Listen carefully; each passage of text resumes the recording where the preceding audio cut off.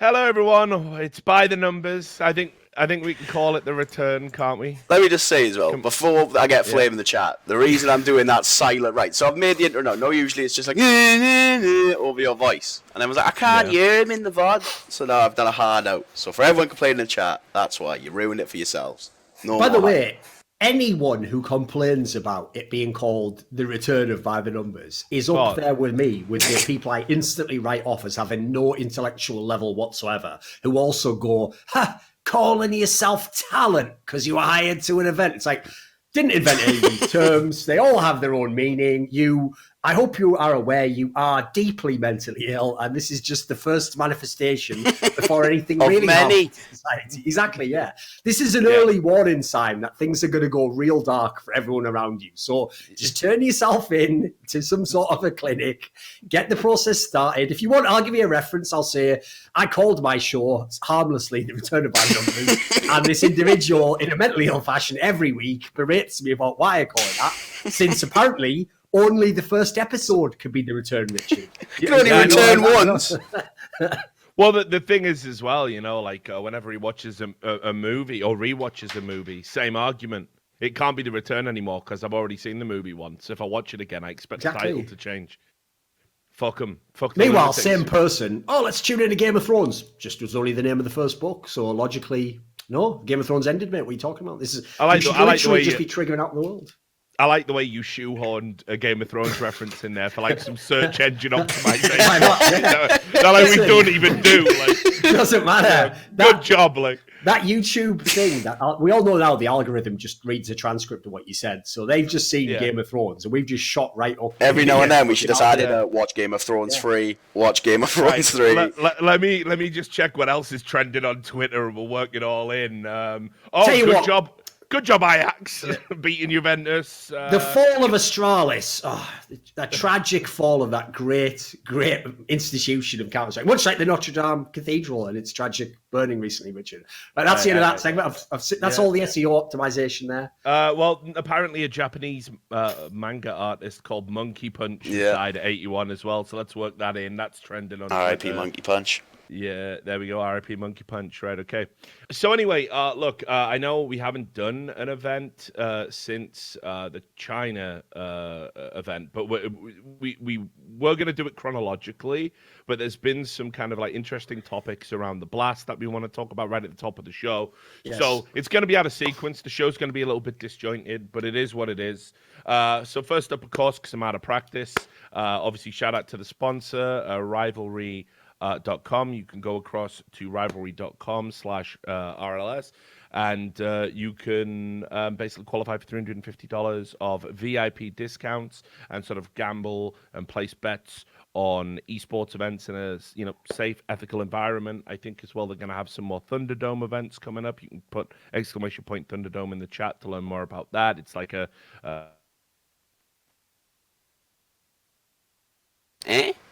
Hello? Hello?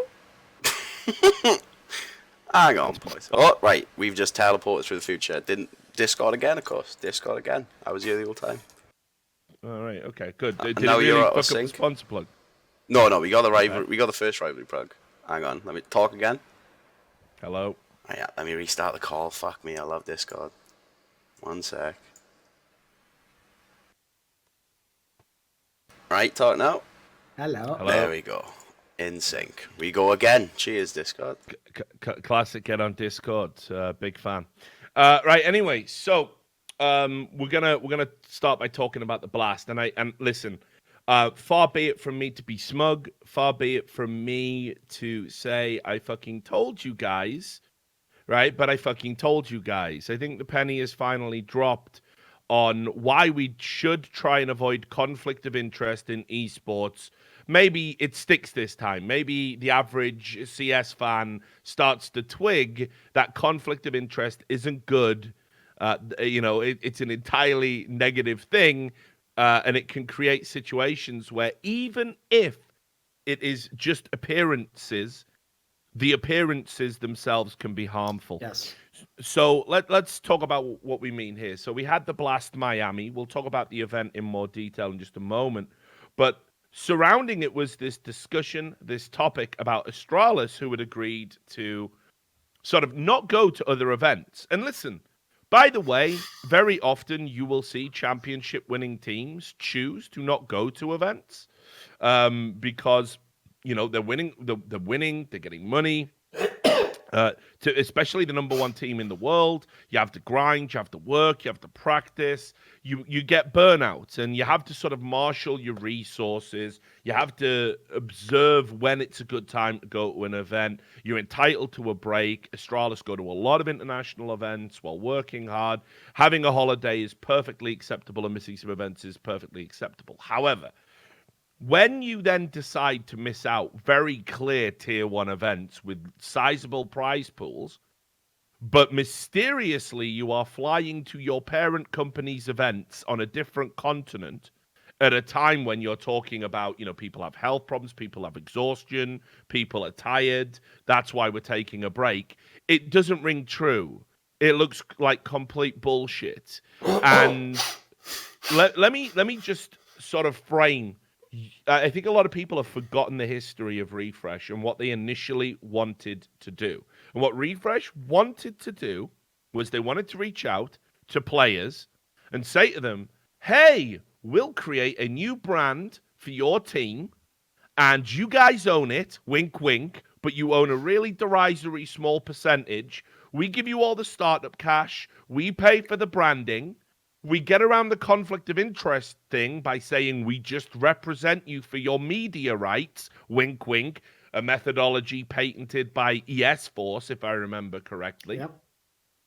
And then what we're going to do is eventually we are going to create a tournament circuit which will be exclusive to all of you guys. We'll bring in big sponsors. We'll bring in big revenue. We'll all make money. And if you ever want to sell, you all get your cuts back and we'll take the brand off your hands.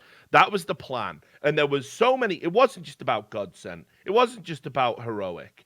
There were NA organizations and NA players that were literally flown out to meet with Nicola Nyholm on the roof of his VC firm, having cocktails and chatting to him. This is all legit, by the way, offering them like fucking helicopter rides and crazy shit. Basically to say, hey, come into... And not in this sort of Kotaku action type meaning of that term. Obviously. No, you're right. I should be careful. Funny thing is, I was thinking of meat spin, so I think that shows the difference between you and me in a lot of ways. He meant a harmless, delightful helicopter ride.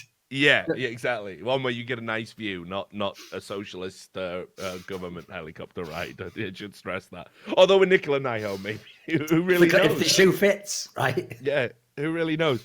So anyway, that was the original plan, and it becomes even more sinister when you factor in that one of the things Nicola Nyholm wanted to do, and we know this from leaked Skype logs that everyone's forgot about, when Nicola Nyholm first came into the scene, he wanted to run the Players Union, and he wanted to do this. These guys are amazing, aren't they? Oh, yeah. He wanted to run the Players Union, and he wanted to do this by getting Fallen on board, offering him money, offering him incentives to basically work hand in hand with him to have a player union, which, of course, would have been the means through which to feed into this, hey, isn't Refresh awesome? Isn't our exclusivity league awesome? Look at all the players making money. That was the paradigm. And again, if you don't believe me, just go check it out. There's a trail on the internet. It's just you fucking idiots all have a memory span of like 30 seconds. So anyway, you know, we now get to a point where it's very transparent that Astralis are going to the Blast events because of their fucking contractual obligations to their parent company. They're also using it in a way to promote the Blast events. Hey, come and see Astralis. And there's even some more sinister questions that open up around it, which we'll get to in a second. But I just want to get your take on this, because I think the thing that really sort of made people realize was Zonic, and I love Zonic, right? I want to stress this, but when you're wrong, you're wrong. His sort of very bizarre defense about... Oh, this is one thing I want to talk about immediately, because this triggers jump me. in. Like, it doesn't, because I've now learned, Richard, through enough of this exposure, that if I will not let myself get dragged into time-wasting debates which aren't about the person communicating with me. As soon as I identify they're not communicating with me personally, they're not having a discussion that we just happen to be having in public. They're having a discussion in public to use me as a platform to make a point to other people. As soon as I realize that, I'm out of the conversation immediately.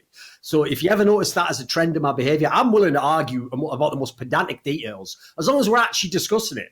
So when Sonic tried, because it was to my tweets that he was responding about all this shit, to gaslight all of us that Astralis isn't skipping any events to go to Blast Pro Series, basically using the literal logic. He used two aspects of logic that don't make sense. One is he went, oh, fucking Device is ill and that, so, he can't travel to that many events. People obviously then made the point of like, but you are still traveling to events in like other continents. You go in South America, for example.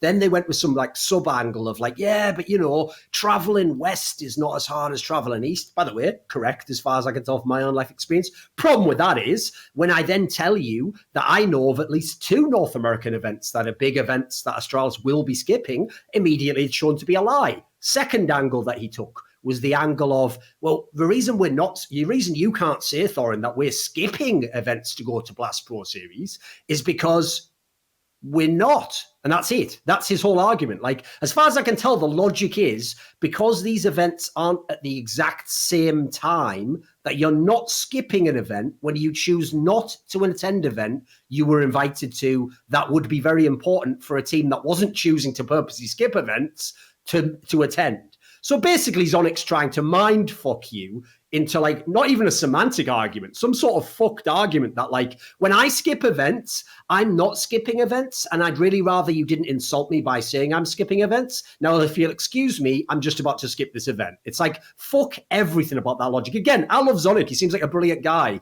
but I don't know if he just is that bad at reasoning or if he's just the fucking bag man for this whole project. No, and if you get this super popular, legendary guy to be the guy who does it, because put it this way, I'll admit it myself, I'm not going to go as hard at Zonic as I would if that was Nicola Nyholm telling me that he was not skipping events. I'll admit that myself. Danny, so right? Yeah. It works. It does work on some level. I won't go as hard, No, but this is what still bullshit logic, though. This is what everyone in esports is looking for. They want to fucking get like a guy who's liked and respected by the community, and then they do these things where it's like there's clearly criticisms that can be leveled at them, and then it's like they push them out. Do you remember when Riot Games did it with DJ Wheat when their event was a fucking disaster? Yeah, Season 2 Worlds, Yeah, Season 2 Worlds. I've never seen a situation like that where you should push the host back out to make an apology on the company's behalf and sort of be the face of a decision that's got nothing to do with you. You're a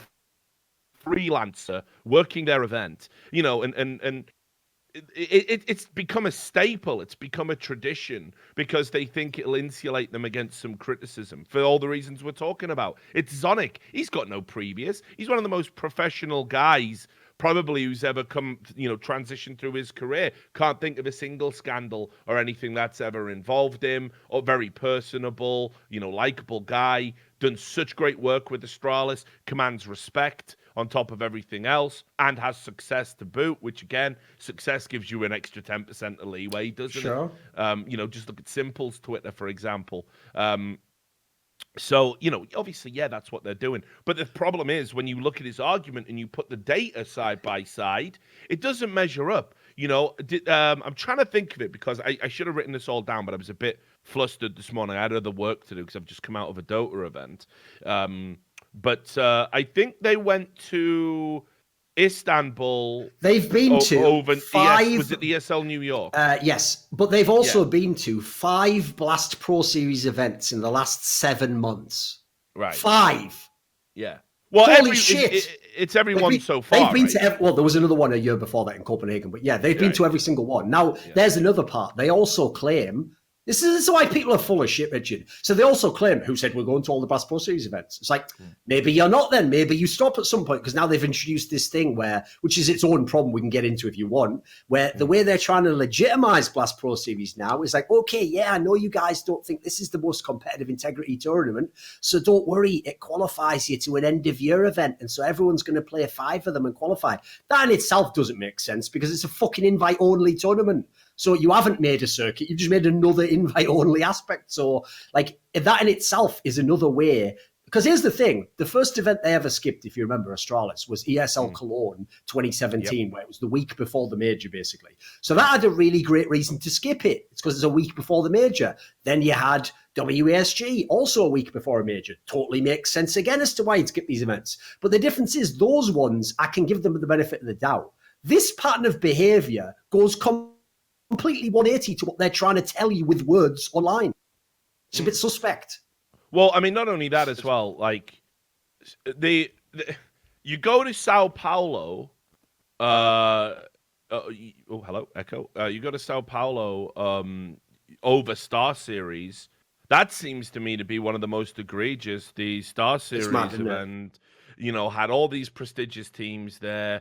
I'm not too sure about the prize pool, but I want to say Star Series. It had a way bigger prize pool than any other tournament we're talking about right now. First place was $250,000, which is twice first place of a Blast Pro Series, as far as I know. I'll double check, but I believe it is. But that's also factor in as well that if you send, so imagine you're a company, right? And you've got a choice. You send the best team in the world to a rival company, essentially, because you've now inserted the scene, inserted yourself into the scene as a tournament organizer, right? And if Astralis come, the best team in the world, to your reduced field event, your company is paying money to another company that you own. Right?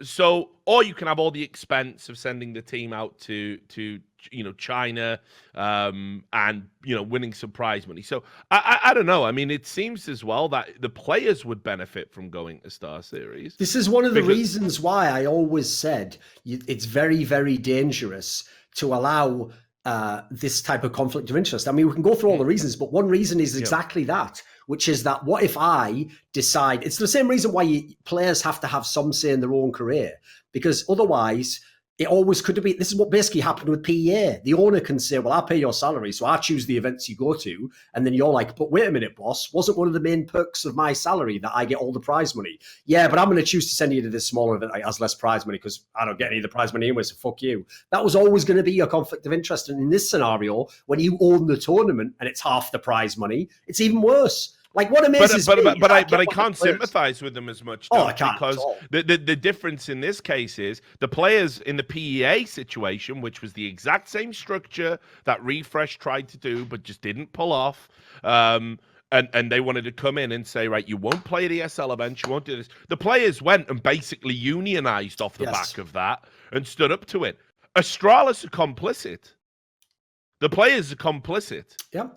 And who knows? Who knows if there are like financial inducements? We don't know the contracts. We don't know the agreements. It could very well be that because the owners of the Blast, this isn't a far-fetched scenario by any stretch of the imagination, and I add, this is pure speculation on my part. Do not take this as gospel.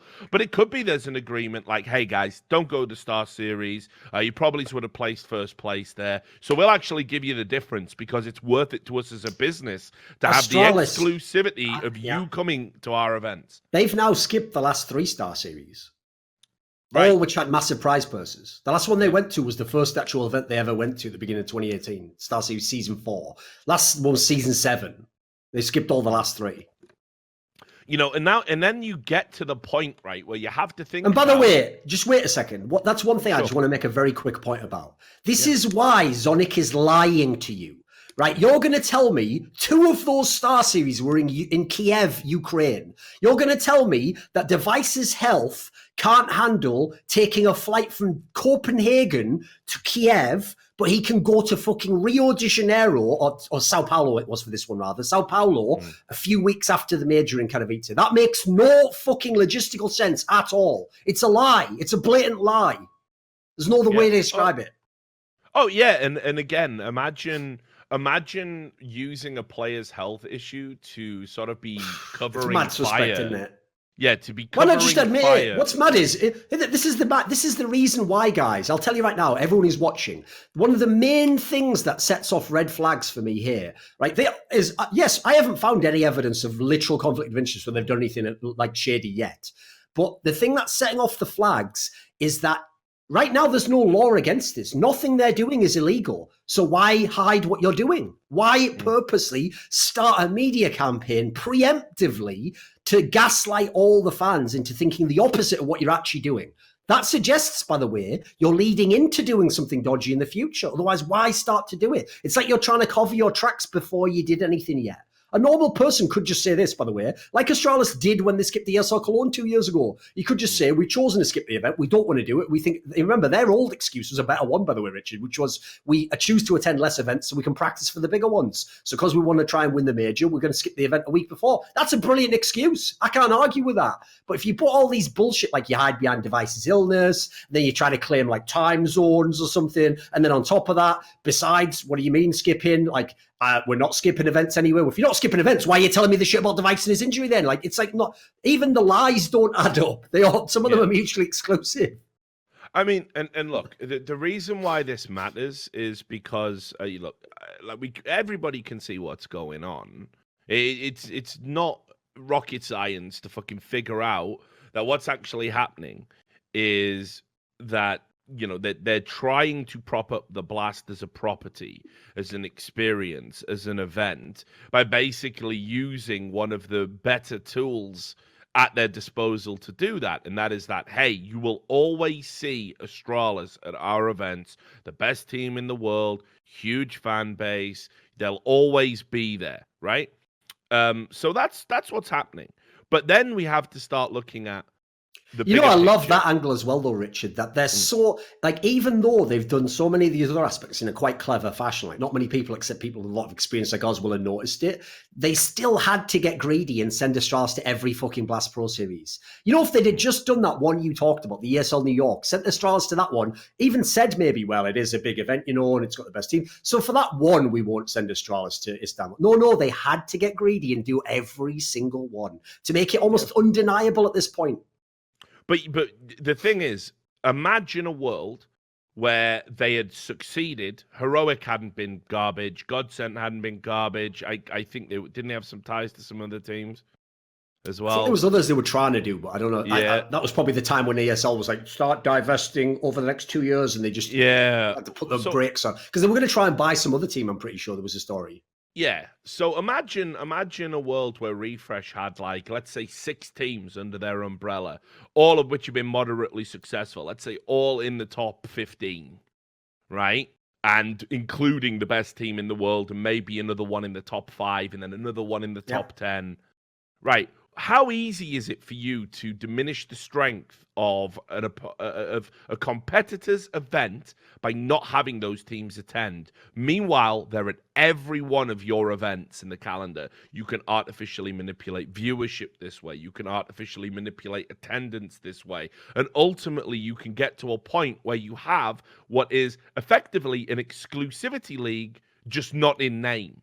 And I'm pretty sure that was the play. I'm pretty sure that's what they wanted to do all along. There's no other reason for the model to be this way, especially with how frequent the Blast events are happening. The original concept for the Blast, as I understand it, was meant to be a league. This isn't even the same as ES Force doing it with, you know, their tournament company, because they, you know, Epicenter, because they don't have as events as frequently as the Blast are aiming to do. The Blast are aiming to do an event every month. And essentially, I'm pretty sure if we were to look at disused concepts for it, it would have been like a road show or a on-the-road league where you see the same teams that Refresh have some controlling interest in over and over and over again. And guess what that fucking sounds like? Wait a minute. That's the Overwatch League, but for Counter-Strike. And that's some of the most contrived, fake, layered conflict of interest bullshit, and very, very dangerous to the industry. So, sure, they didn't pull it off. They've only got Astralis, but let's not fucking sit around and pretend that what they're doing isn't a sort of fuck you to their competitors and a way to artificially strengthen the brand of the Blast. And the players are complicit, and Zonic's complicit, and it just insults the intelligence of everyone to pretend that isn't what's going on when you are skipping tier 1 events with $500,000 And by the way, prizes. just to preempt the stupid ass comments I already know are going to come about this section. So someone's going to already say, Richard, the ultimate straw man, where they go, or rather false dichotomy, where they go, what's he supposed to say, Richard? Fuck Blast Pro Series. No, just don't say anything. It'll still happen exactly the same way without you saying anything, Zonic. You are not obliged to say something. When you go out of your way to say what you know is not true, in service of what you know is not true, you are a liar. That is the only way to explain it. It's not that your boss has made you say it. It's not that, well, semantically, like at this point, Zonic saying he's not skipping events is like when Bill Clinton tried to argue that he didn't have sex with Monica Lewinsky because we have to talk about what the word is means as to whether or not he did in fact have and what the concept of sexual relations are like. As soon as someone goes to that level of semantics, they know they can't actually tell the truth. They're trying to dismantle words themselves in order to lie. Like that's like some next level shit. And by the way, on this angle of conflict of interest, I think we should go into that because even though at the moment they haven't explicitly done anything that shows the conflict of interest is a problem, like why would you wait for like a fucking, it's the equivalent of letting a building be made with no health and safety rules in place and then going, well, no one's died yet. It's like, it's going to happen, isn't it? If you let it happen. So like, there's a few angles I wanted to address on this. So you want to get into this part? Well, yeah. So the first thing that immediately stands out coming out of Miami is, of course, the fact that Astralis finished 4th. And one of the things that you have to look at immediately with a conflict of interest like this is, it is not beyond the realms of possibility in an era where, and I'm not saying the Astralis place would ever do this, but this is the problem with conflict of interest. If you can theory craft somebody doing something wrong because of all of the links, you have a problematic setup that needs to be addressed. And listen, I do not believe this is a theory, but Astralis lost games that you think, well, they probably shouldn't have lost this. We all know that fans are saying, oh, it's so boring, Astralis winning every event. And, you know, who's to say they get a tap on the shoulder and say, listen, lads, don't try too hard at this one. Doesn't really matter. You're already getting your financial inducements for being here. Let's just put on a great show for the fans and let's have a few, upsets, right? Like no one's going to judge you on this event with the format we've got, which is designed as an experience over a tournament. So maybe just take your foot off the brake, say, right? And then, they have these out of character losses where they get, crushed by FaZe, crushed by MIBR. And again, I stress, I do not believe this happened, but it's not beyond the realms of possibility. I mean, certainly there's precedent for this in real sports. Now you've got the question, can their events be manipulated to be more exciting the more components of it they control? So this is just another reason why the conflict of interest surrounding this, it was always going to get rotten. The problem we had was fans at the start were like, yep, it's a conflict of interest, but you know what? Like, I just love Counter-Strike me. I just love esports me. And now we get to a point where you can start, looking at these things and realizing the bigger picture and realizing just how harmful it is across every level. So that's another aspect. By the way, there's something else that should very quickly be said at the beginning.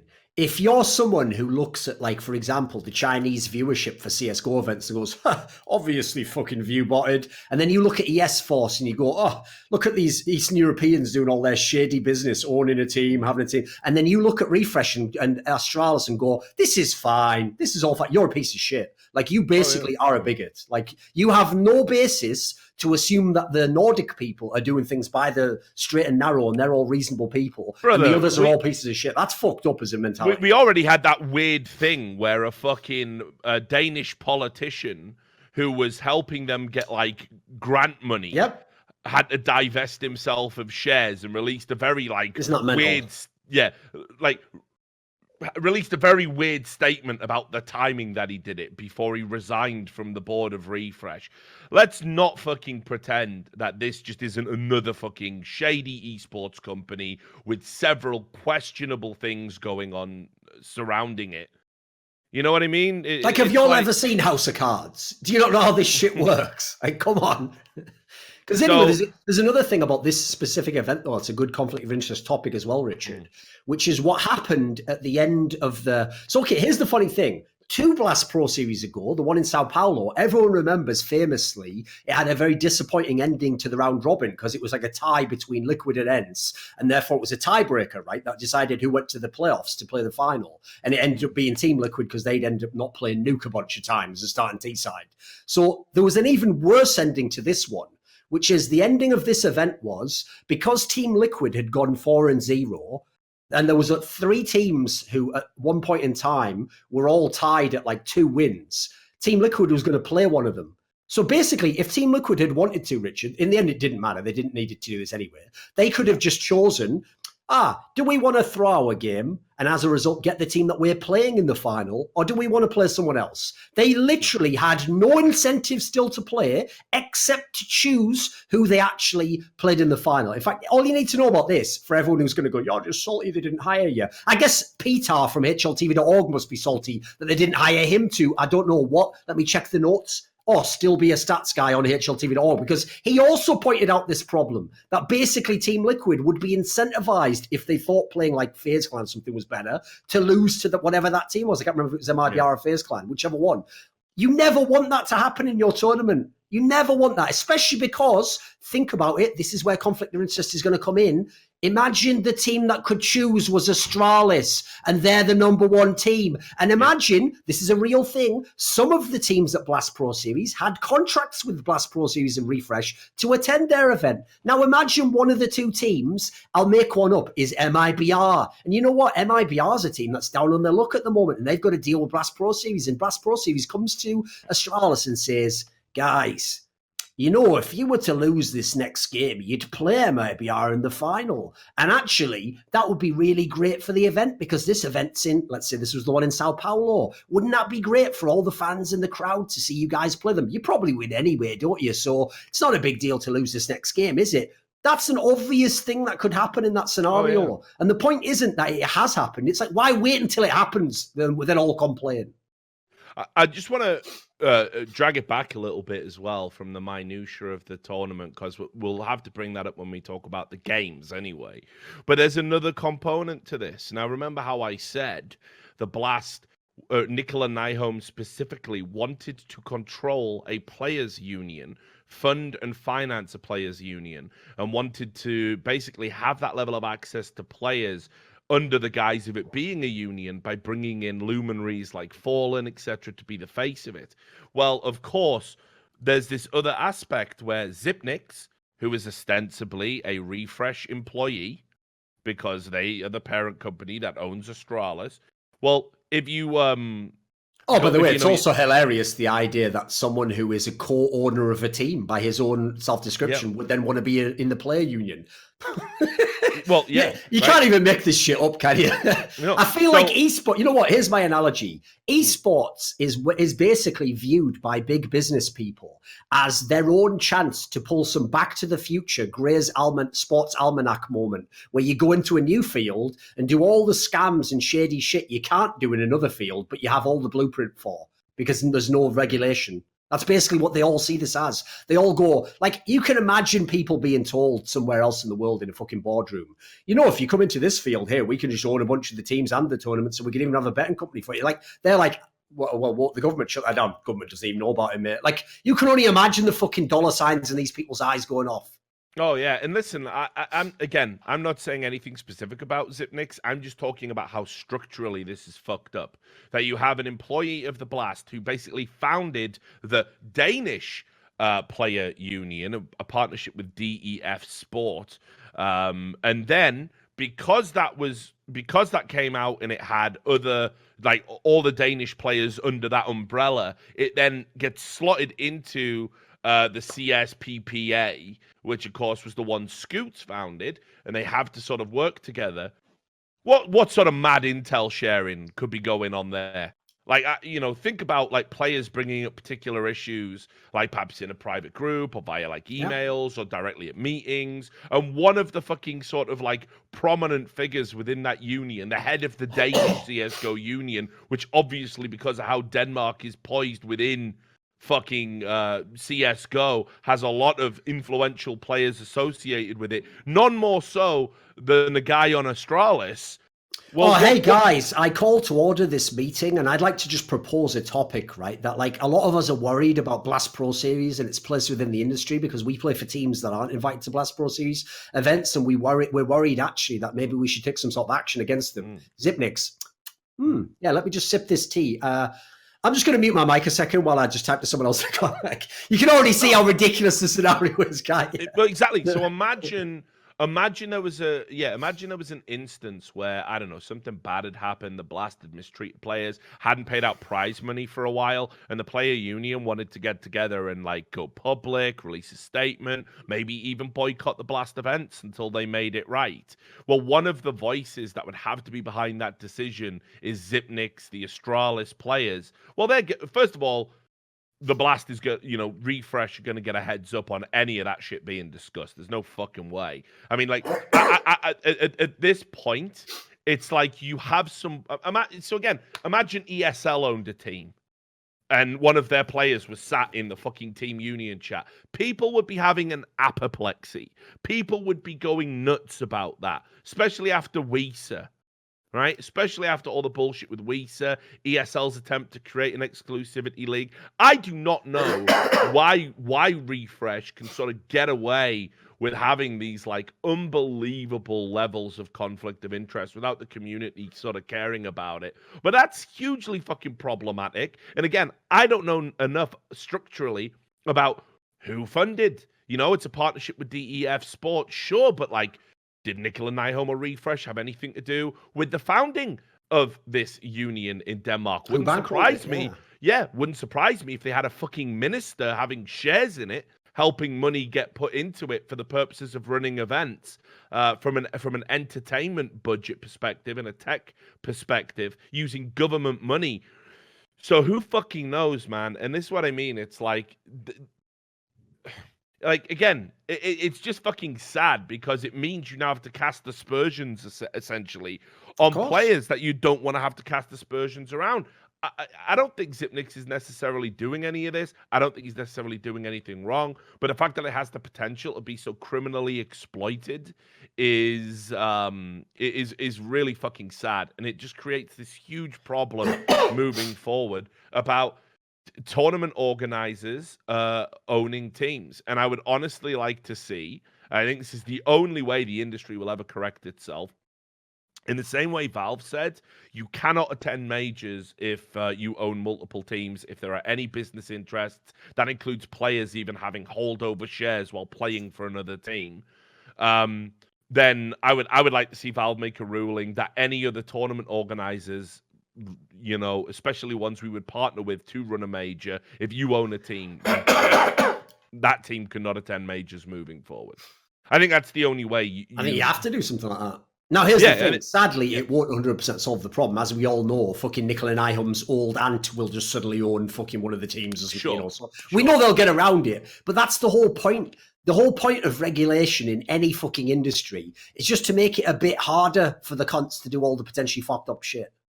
Yeah. You can't stop it.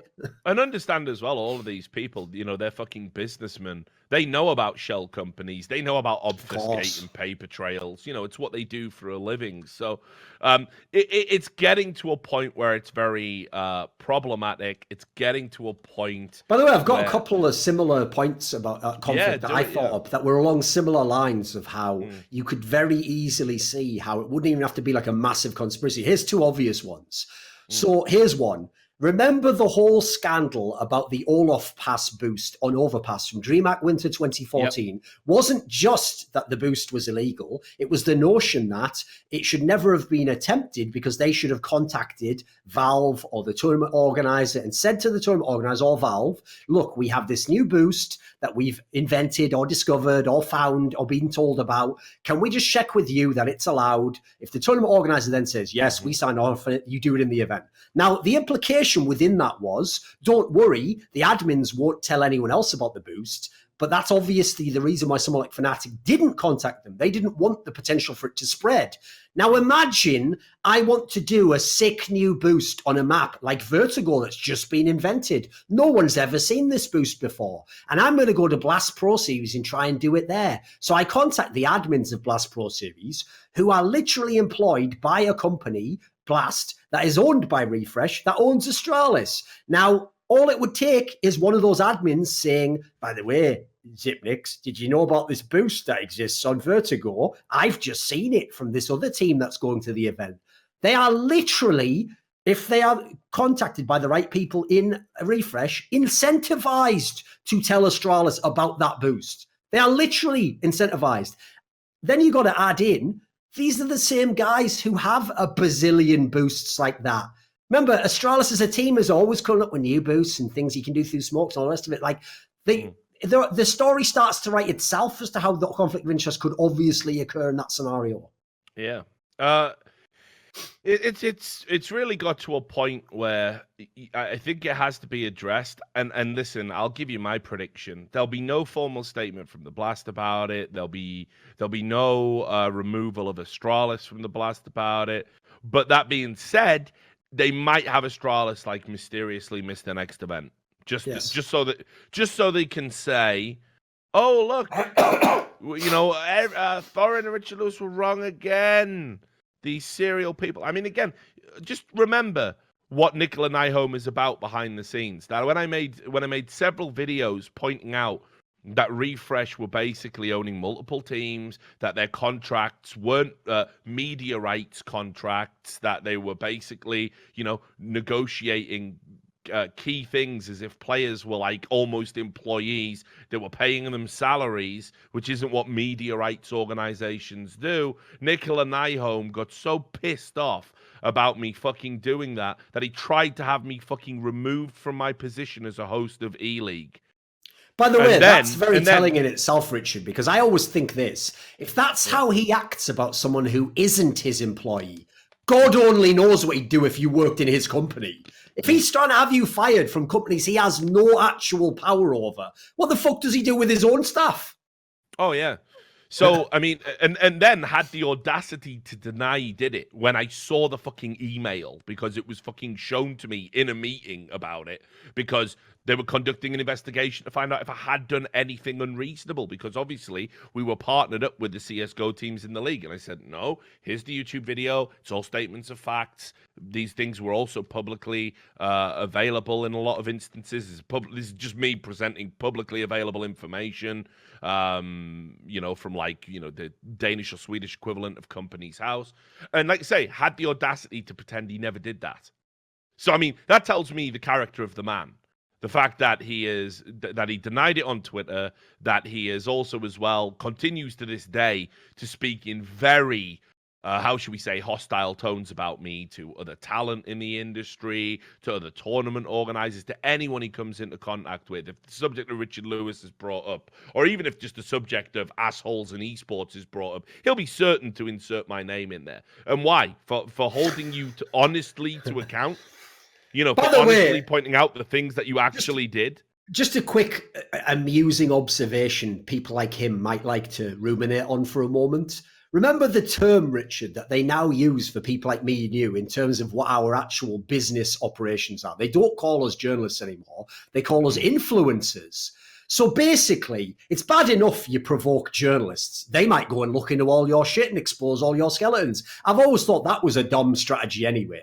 But even worse, you're also going to attack and maliciously deal with people who are literally called influencers, then get surprised 6 months later that they've influenced people to thinking you're a cunt. Do you ever think, are you guys aware of cause and effect? Like, do you know what that is, that mechanism? Because if you can figure it out, you can stop a lot of these problems in advance by not causing them. What I've realized is the key thing that always tips these people over the edge, where they try and get into this attritional war. Like, for example, Nicola Nyholm, I'm no doubt, when he goes home and he's in his fucking, unbelievable house built by VC money, he's probably thinking to himself, hey, like I actually have won this exchange because I now have a tournament circuit that will never hire Richard Lewis. We completely ignore his existence, and the only way is up. In 2 years, I'll have a stranglehold on this industry, and Richard Lewis won't feature into it, and he laughs maniacally into a fucking whiskey glass. But the reality is, I'm completely fucking free to talk about his shit, and I can tell everybody about his shit, and like there's shit there. Like you turn over stones and you can see all the problems. And you could have come to me and been like, oh hey, let's like try and work it out. But they never do. They get Let's do an interview where we give our side and we explain why it's not as bad as it seems. It could have been pleasant. Yeah, they always get so jacked up on their own hubris. And what it boils down to, the thing that tips them over the edge, is me just telling them, I will not be a sycophant and pretend what you're doing is okay. Nicola Nyholm was like that. Fucking Laser Lips from Splice was like that. They get a little bit of money. They get a little bit of sort of like, hey, I choose where the money goes. You're not even the fucking money man. You're not even, you're the puppet, you fucking dickhead.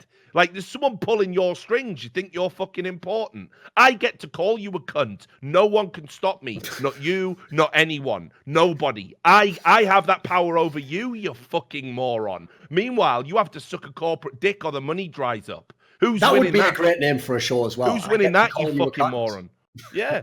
And you feature with Richard Lewis. Exactly. No, imagine that. Imagine not realizing how exactly how it works. And they don't. They think, right, well, a company's given me $20 million to spend. I'm suddenly important, and I will spend it incompetently, and everyone around me must tell me that the Emperor's clothes are looking mighty fucking fine today, or I'll just cut them out of the 20 mil. What happens when the 20 mil dries up, dickhead? I've been here 15 fucking years. Do you know what I mean? What happens when you go back to VC? No one will remember who the fuck you are in this business. You'll be laughed at. You'll be laughed out the industry as an embarrassment, like so many before you. So fine, play the game that way, but understand that your fucking narcissism, your access to money, your hubris is actually what's fucking it all up. Because as Duncan says, for good or ill, despite there being this 6-month effort from people within esports, people trying to get into esports to drive us out, it don't matter. And remember as well, the day that it actually happens, the day that they find the thing that they can get me with, the effective... Oh, then it all comes out, right? Oh, the scorched earth policy, the dead man's switch that gets flicked, it will be like the Panama Papers for esports. Oh, guys. People don't realize as well. Same thing, by the way. Come and get it, fuckers. Anyone who works at a tournament organizer or something like that, and who thinks like, oh, I can't, because a lot of them badmouth me as well, Richard, and say like, this is how bad people are in this industry.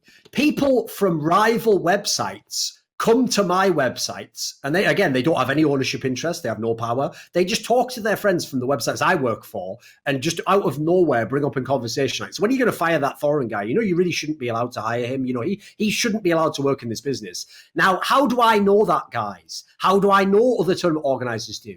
Because the other factor none of you understand is you don't exist in Soviet Union Russia. You do not have a tyrant's stranglehold over information. Information freely moves around the internet. So what happens is every time you do that, even the person you think is on your side comes to me and tells me you said it. So I put it in the bank of things that you have done. Well, you know what? The second I ever don't get hired to any events in CSGO, it is open season on everyone in CSGO. Every fucking organizer, like even the ones I currently am friendly with, I'll still expose their lies now. But the difference is, like I've always said, I'll relish it when I don't work for any of them at that point in time. So it'll only get worse in that particular respect. It's going to get way, way worse.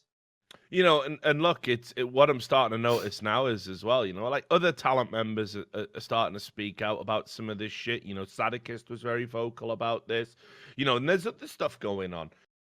There's issues, what I'm hearing behind the scenes, where when they were on the come up and they wanted to use talent to sort of promote their events and talk about their events and be very glowing and positive about their events, they made promises that they subsequently haven't kept. Nope. And this is another thing that's going to come tumbling out the woodwork. So look, great job. I mean, I'm now about to segue into talking positively about the blast and then negatively about it again. But one thing to say though, Richard, is that's another thing I didn't realize. Right, right. the sheer amount of events they're now trying to do is why this is going to be more of a problem in the future than it even is now. Like, it's already bad enough that Astralis is skipping 3 or 4 events that I would have had in like the top 10 events you must attend in 2019. Not only is the best team of all time going to literally potentially ruin their own fucking era and legacy by not winning all the tournaments they would have attended and won against the best teams of all time. So they're going to tank their own fucking legacy. And I guarantee they drop off that #1 world ranking way faster than they should have done. Because let's face it, even a bad performance for Astralis at these tournaments would have been top 4. Those ranking points matter. When other teams attend and you don't, they get the rank points. You get 0 points. You don't even get anything. Then you've got to add in, right, that the main angle that's going to fuck this up is I was always cool with Blast as a concept, even though I didn't like the format, because it's like, well, it's just a side tournament, isn't it? Well, no longer is a side tournament. Now it's one of the main tournaments for the #1 team in the world. And it's not just every now and then. If there was a Blast Pro Series every 4 months, do whatever you want. Have the whole thing be a show match. Have a show match where fucking a girl streamer plays against Fallen, who plays against Ninja, and then Dr. Disrespect gets dropped down and plays them all in a final boss match for $1 million. Do whatever you need for the entertainment dollars. But if you're going to literally now make it a main feature of the circuit, pump out events all over the place, and then use your industry contacts to skew everything in your favor, I do have a problem now. Because now the problem isn't, do I want Star Series and Blast Pro Series? Now I have to choose. And if I have to choose which I want, a mega Star Series event with all best of 3 Swiss system that lasts over a week and is mega competitive, or a fucking shitty round robin tournament, I think I know which choice I'm going to make on that one all day long. Very easy choice. In that scenario, I actively don't want Blast Pro Series anymore. And for anyone, by the way, just as an aside, who thinks you're just doing that thing again where you talk shit on all the organisers who don't hire you, go and make a list of the organisers I've talked shit on. What you'll find very quickly is there's about 3 times more that don't hire me that I don't say anything about. Because remember, the reason that argument will never make sense, Richard, is that argument would only mean anything if it was the only reason I was talking shit about them. Like, I'm just making up that they have conflict of interest here and they don't have any reason. It's like, oh, you just made that up. No, they had to have the thing they did wrong first as well, didn't they? Yeah. I'll totally tell you I don't like them for how they dealt with me, but I can't create all this fucked up shit for them to have done, can I? The fact it happens to exist, well, that's just a fucking lovely bonus, isn't it? And I'll also add this, right? Because a few people in the chat were making the point, like, well, why can't we speculate that you guys have your own incentive to apply pressure to TOs that seemingly don't hire you? Like, for example, with Face It, for example, with the Blast. Well, first of all, now you're thinking, all right, I respect that, right? That you've used your brain. You should at least consider it, yeah. Yeah, absolutely. But here's the thing. Where it falls down is, I don't think there's a single tournament organizer I haven't criticized. I legitimately don't. I think even E-League, while I worked at E-League, I think I said that we handled the SK Gaming thing poorly, yes. I think, publicly. So at the end of the day, right, like my track record shows that, like, I'm a big picture guy. And sure, when ESL were doing fuckery, we called out ESL and people said, Richard and Thorin are only doing that because ESL won't hire them. Then we got hired by ESL. Then we had the shit with DreamHack. And you're only saying that because the loader thing, and now they won't work with you anymore. Well, me and DreamHack, people say I'm banned from their events. I've attended DreamHack events since. It's not a perfect relationship. I could go one further on this one, Richard. Yeah. I even agree with them. In an ideal world, I'd rather not have a potential conflict of interest there. I'd rather I didn't have to be the one who said this. So go ahead and tell me which other famous award-winning esports journalist is going to pick this story up. Is Jacob Wolf going to write about this, is he? I haven't heard a single peep from him about any of these topics. I haven't heard anything whatsoever. What about anyone else you might like to name who's a famous journalist? Who of them are going to go and investigate the story? They're not. So it's the same scenario as when people say that how can you win an award at the Esports Industry Awards when you're on the panel? I don't want to be on the panel. I don't want to have to come to fucking meetings for 2 hours on Skype to explain to someone who doesn't watch CSGO which CSGO player he should vote for as player of the year. I don't want to do that.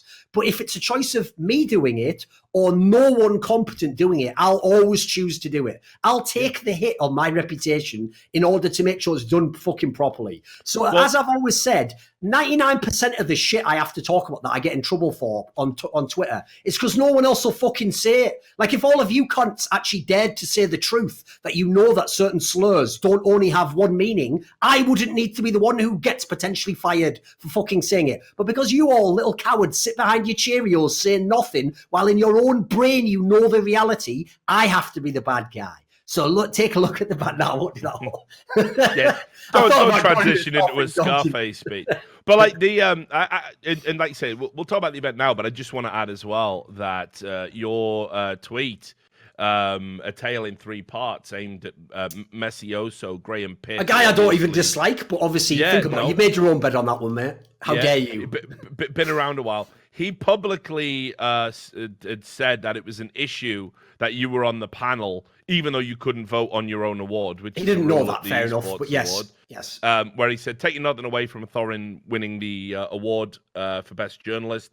He's definitely up there deserving it, but how can a judge on a panel win an award? And then, of course, he works for a company that has fucking Astralis in their umbrella attending all of their tournaments. It's like... By the way, just a quick message to everyone in the industry. I am that petty. That's why I don't lose public wars, because I will never quit until you do. So if you want to have like a 10-year battle with me, start some shit now and then think it's gone away. It hasn't. What happens is you've now got, for the next 10 years, zero wiggle room. You fuck up once, I'm up your arsehole like the TSA. Don't know why that's my reference. I mean, I said that like it was some sort of cultural reference. Whatever. You get what I'm saying. Yeah, no, I thought it was good. Right, but anyway, look. After just banging on Refresh and all of their bullshit for 40 minutes, let's also just add, that I still like. I thought the Blast. I've said it previously on the podcast. While I don't like the format, I still think how quickly they've learned in terms of running events that kind of happen without any issues and quite competently, considering how young they are as a company. I imagine as a live experience, it's pretty good as well, although obviously I've never been to one. I don't think Nicola one thing I would definitely say, by the way, is like, if you ignore all this business stuff behind the scenes and then you ignore being a purist and wanting to see like, massive format with all the modern accoutrements of a tournament, ignore all that and look at it as if it's an entertainment product. Imagine this is the WWE.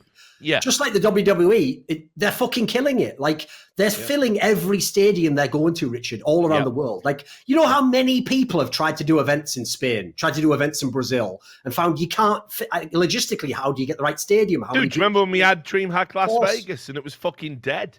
It's actually that to do as good a job as they've done in that sense is fucking hard. So they have actually nailed all those aspects. And some of the aspects, like, for example, this is where, Richard, I even sometimes almost like recuse myself. Like, say someone asks me now, right? Oh, do you think such and such a thing will succeed in esports? I always tell people, well, I don't, but you have to realize I didn't think, for example, skins would take off in CSGO. Like, it's not my thing. The whole thing is because it doesn't relate to me, I have a hard time knowing that other people are into it. So, for example, I would have thought that show match for third place would be mega unpopular.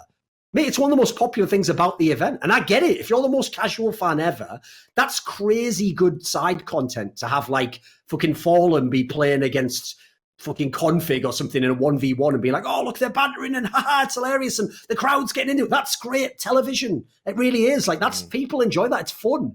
Like, we actually don't have almost the variety aspect of esports. We don't really have a lot of it. So they've killed it with all those aspects. I agree. I think they're doing a great job. Yeah, I think as a package, it's great. But again, obviously, you can see, well, what's the big draw, right? Oh, it's the teams, isn't it? And I'd be very interested to see what kind of business arrangements they're coming up as well with certain other teams. Like, for example, extending the invitation to Cloud9, although perhaps on merit, they didn't necessarily deserve to be there. I mean, by no merit should they be there. Yeah. It's just because they have a lot of fans. Yes, exactly. And it makes me wonder if we're getting back into this realm of appearance fees. And let me tell you now, as I've been on the other side and I've ran a few events across various games, let me tell you, without obviously talking out of school, there are teams, sizable orgs, that if you want them to come to your event, you must offer them a financial inducement to do so. It makes me wonder how normal a practice this actually is behind closed doors, because I've definitely had it said flat out, not even like wink, wink, nudge, nudge, just like, if you want us to come, this is the fee for us to attend. And generally it's way in excess of the prize money. So makes me wonder what sort of negotiation went on with Cloud9, because obviously the famous one that got leaked publicly about that was TSM had agreed to go to an ESL event in League of Legends back, an IEM, quite famously. San Jose, I think. San Jose, yeah. And then they decided they were going to pull out last minute, and sort of ESL really needed them to go. They had them on the posters, they had them on all the advertising, and basically TSM got a not unsubstantial appearance fee for honoring an agreement that they'd already had in place, just to make the event, worthwhile for the fans. So it does make me wonder, because I don't know if the players enjoy going to the Blast. Certainly, I can't imagine enjoying the format. They don't seem to take these tournaments very seriously. But obviously, if there is some financial inducement and they're being told by their, owners that they have to go and they have to play. That's one angle, by the way, as to why I actually think that's one of the answers to your earlier question, which is kind of like, why is it okay for these companies to do everything that, for example, ESL would get in shit for, Epicenter would get in shit for, Chinese would get in shit for? The real reason why is because the main driver of influence in this community, aside from us, obviously we're number one, is actually just pro players. Like, if a pro player tweets that ESL's tournament area is shit, ESL's going to get a lot of shit from fans. Oh, yeah. If a pro player says, I love Blast Pro Series, they are going to naturally think, well, if my favourite player likes it, it must be, he knows better than me behind the scenes. So, like, what happens is these events are only a day and a half long. They bring you in. They treat you fucking amazing. By the way, that's what they did to all the staff when I went to the first one. They give you above and beyond the treatment you get at other events. Because remember, they are pissing VC money against the wall, so they can afford to do it in a non-business logical manner. It doesn't have to be efficient in terms of spending. And as a result, pro players have two aspects. One, it's such a short event, you can't get that burned out by it. Two, because you even kind of know it's not that big a deal. Like, this isn't a major. If you fuck it up, you go, well, whatever, bit of fun, isn't it? Might even still get in the show match. By the way, one of the most genius components of it. You can be the team that goes 0-5, and if you're MIBR, they might pick you to be in the show match of the tournaments in Brazil. They basically, if you're a player, there's no reason to complain about the event. It wouldn't benefit you in any way. Everything's a positive for you, even if you lose every game. Yeah, so very, very interested to see what comes out of because Sir Scoots was out there as well for a player union meeting. So I'll be very. You should get his instructions from Zipnix on what he's supposed to do. Well, that's the thing, because it's Scott. Obviously, I know that's not ever gonna happen. So. I'll be very interested to see if there's any cool stuff coming out of the meeting, and perhaps even Scott wanted to get eyes on the ground to find out really what's sort of going on and whatnot. So be very intrigued to see what that leads to. But anyway, back to your point. I think the Blast as an entertainment package is really, really good. Fans seem to like it. As you said, they're selling out stadiums. That's no mean feat within the context of esports. I mean, this idea of selling out live attendance. I can talk a little bit about this from E-League now that I'm no longer with E-League, and I think people knew this, but we used to have that hype crowd because you could seat 200 people in the E-League studio, and we wanted a live studio audience for the energy it brings. And then potentially, everyone who comes in has a good time at E-League. Maybe they're a future customer if we run a major or another sort of external tournament to the E-League broadcast. Well, we used to put up, the tickets for free. And there's this thing in the industry, if you've ever run events, it's called breakage. And breakage is the likelihood that somebody will not attend your event even after getting a ticket. Now, the percentage of breakage is higher if you give them a ticket for free because the commitment level is low. You don't lose anything by not attending. So there were some times where we would find ourselves turning people away, but other times it would be like, wow, we haven't even got 200 people in the Atlanta area that are coming, and we push the seats together and make it look a bit more cozy and actually closer. The live studio audience was like 80 or 120. We weren't at capacity. So selling tickets, there's a reason why companies always lie about like footfall. They always frame it as, hey, over the course of a weekend, we had 120,000 people through the turnstiles. Yeah, but what was your peak number? You weren't at capacity in the stadium. You had a whole stand shut down. So, it's like I always say to my old pal Carmack, just to trigger him, Richard, which is, no, you can save telling me how many people watched or attended the event. Just tell me the box office. That's all I need to know, Carmack. Just tell me the box office for Can I Beat Say, mate. Yeah. You know, it's $4,000. Like, that's the joke, isn't it? It'd collapse your whole fucking myth. So I have huge respect for any company whose marketing arm can actually sell out the tickets because they know how hard it is. I watched unbelievably competent, great staff, at E-League, basically like be disappointed because we didn't get 200 people in some weeks, despite the fact the tickets were free. It is not as easy as you think it is to get people to come to an esports event, even if they're an esports fan, let alone sell them a ticket. Anybody who has a system that has cracked that is doing something right and deserves to be respected and perhaps even looked at. Look at their model, see what they're doing. Well, I actually think their model has an aspect to it, Richard, which again, here's the problem, is whenever you think about something in esports, you have to put on a different hat and be a different person. That's why I always say as a distinction, as a purist of esports, I don't like a format like this. The way that as a business observer, this format is genius is they've actually cracked what no other person doing live events has figured out, which is that the worst part of esports events is that they last 5 days long. You are in a stadium for 12 hours at a stretch, sat in seats you were designed to sit in for 2.5 hours made of plastic, and eating food you are only supposed to eat at most one meal of from that place. You're now having 3 meals a day from a place that cannot nutritionally, logistically feed everyone reasonable food in that time span. You're sitting there for 4 to 5 times longer than you should, and the commitment to go to the event is ridiculous. This format means you go for 1 day to a stadium, you know exactly who will play, you know when they will play, you know that your favorite team will play exactly this amount of matches at a minimum, and you get all these benefits. Like, you only have to commit 1 day, and the day that you have is on the weekend when it's not during a school day. That cuts out so many logistic problems that every other tournament organizer has, but it does it in kind of a cheap manner, which is the reason none of the other tournament organizers can do it is they can't have their event be 1 day. Like, it has to be a week. So on the one hand, they've solved it, but they've solved it by doing something no one else is willing to do, basically. Yeah, exactly. And we've talked a lot about the format, so I won't repeat it, but I absolutely hate this format from the perspective of it makes it so hard for people. Like, you invite all the top teams and then you play 3 games at once. But they're not doing it for me at home. They're not. I've always thought the funniest part, was the fact that like they show all the games on those like screens. Yeah. So like, how does that experience even work? Like, what are you talking about? It's just a piss on. All right, I'm watching the other game actually. I was just cheering. Yeah. How does that even work? Yeah, I mean that's a bit of a strange one. Because obviously crowd noise doesn't always necessarily sync up depending on what people are invested in. Again, the sound mix, they generally tend to do a good job of actually making you not realize that that's a thing. I don't know how they do it. I don't know if it's to do with how they section the fans.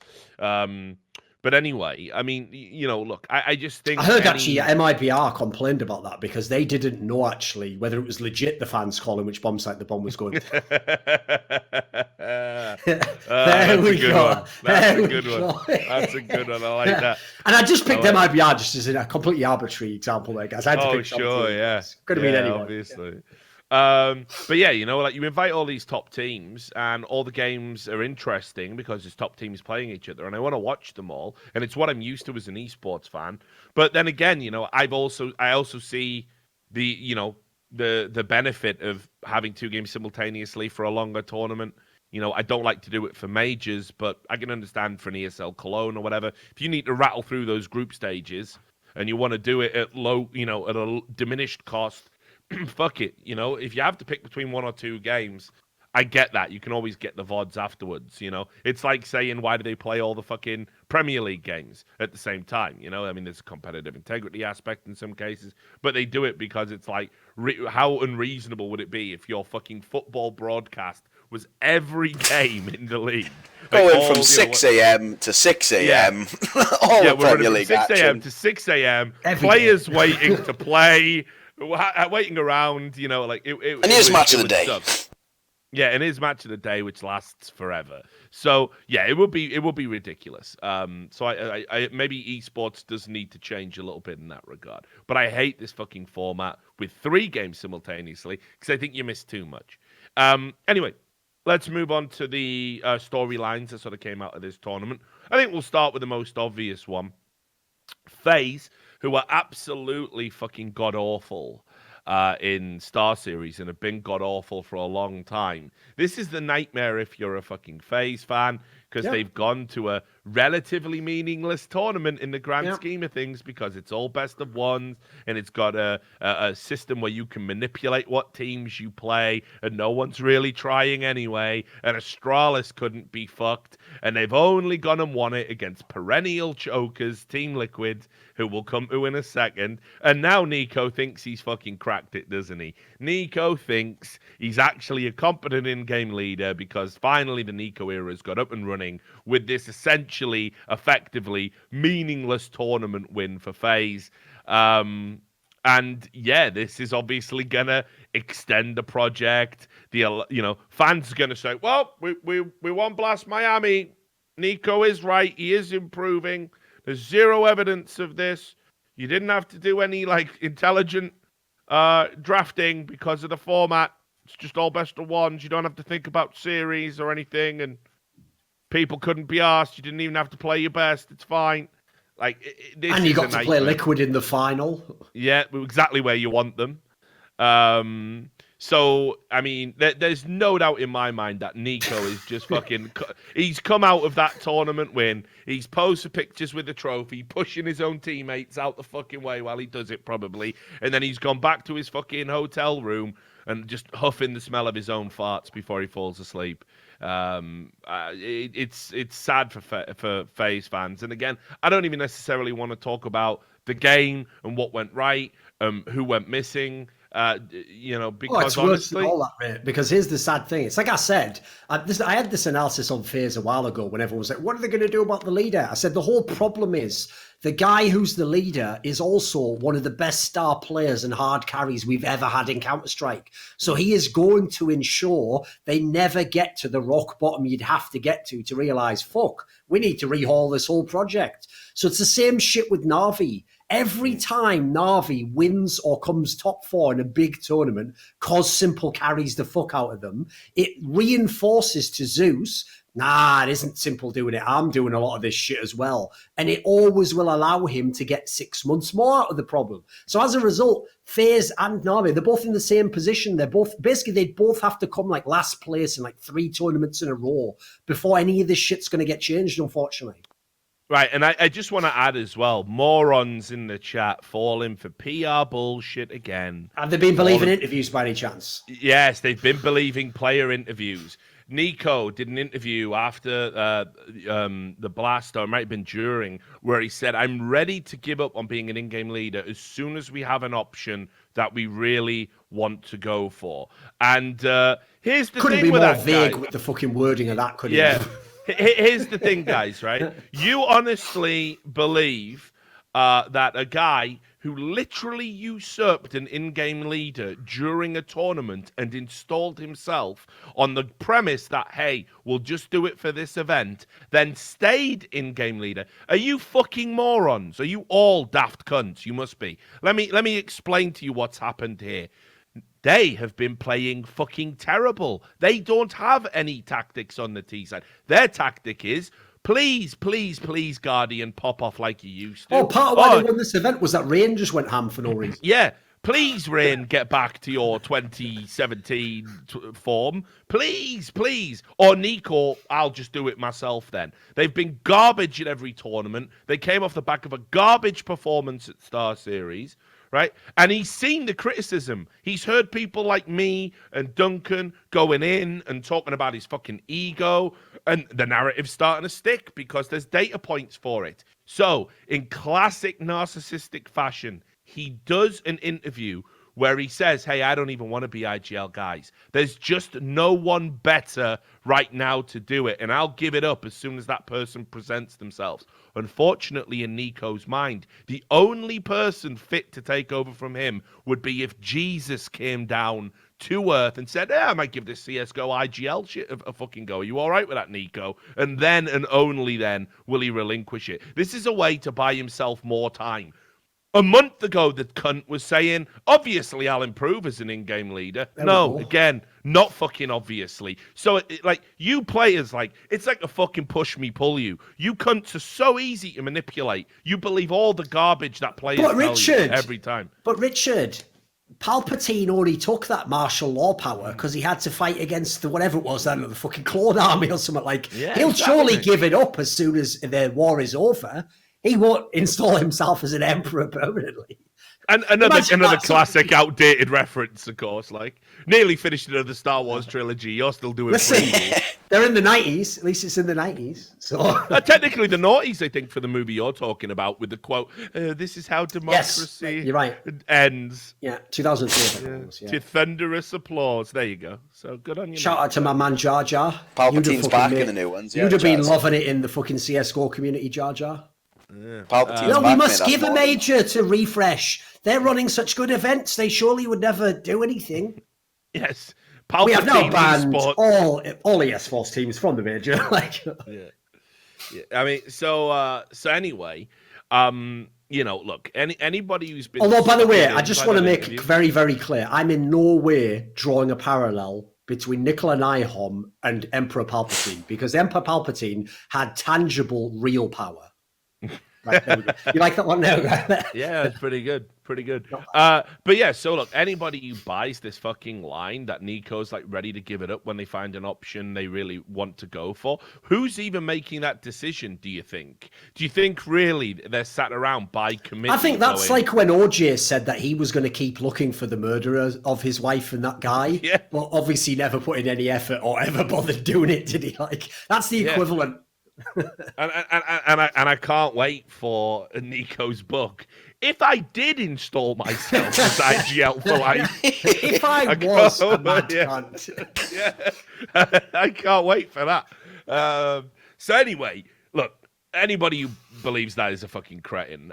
Nico obviously has a massive say in A, when he stands down, and B, who his replacement is, which is part of the ongoing fucking problem in this fucking team.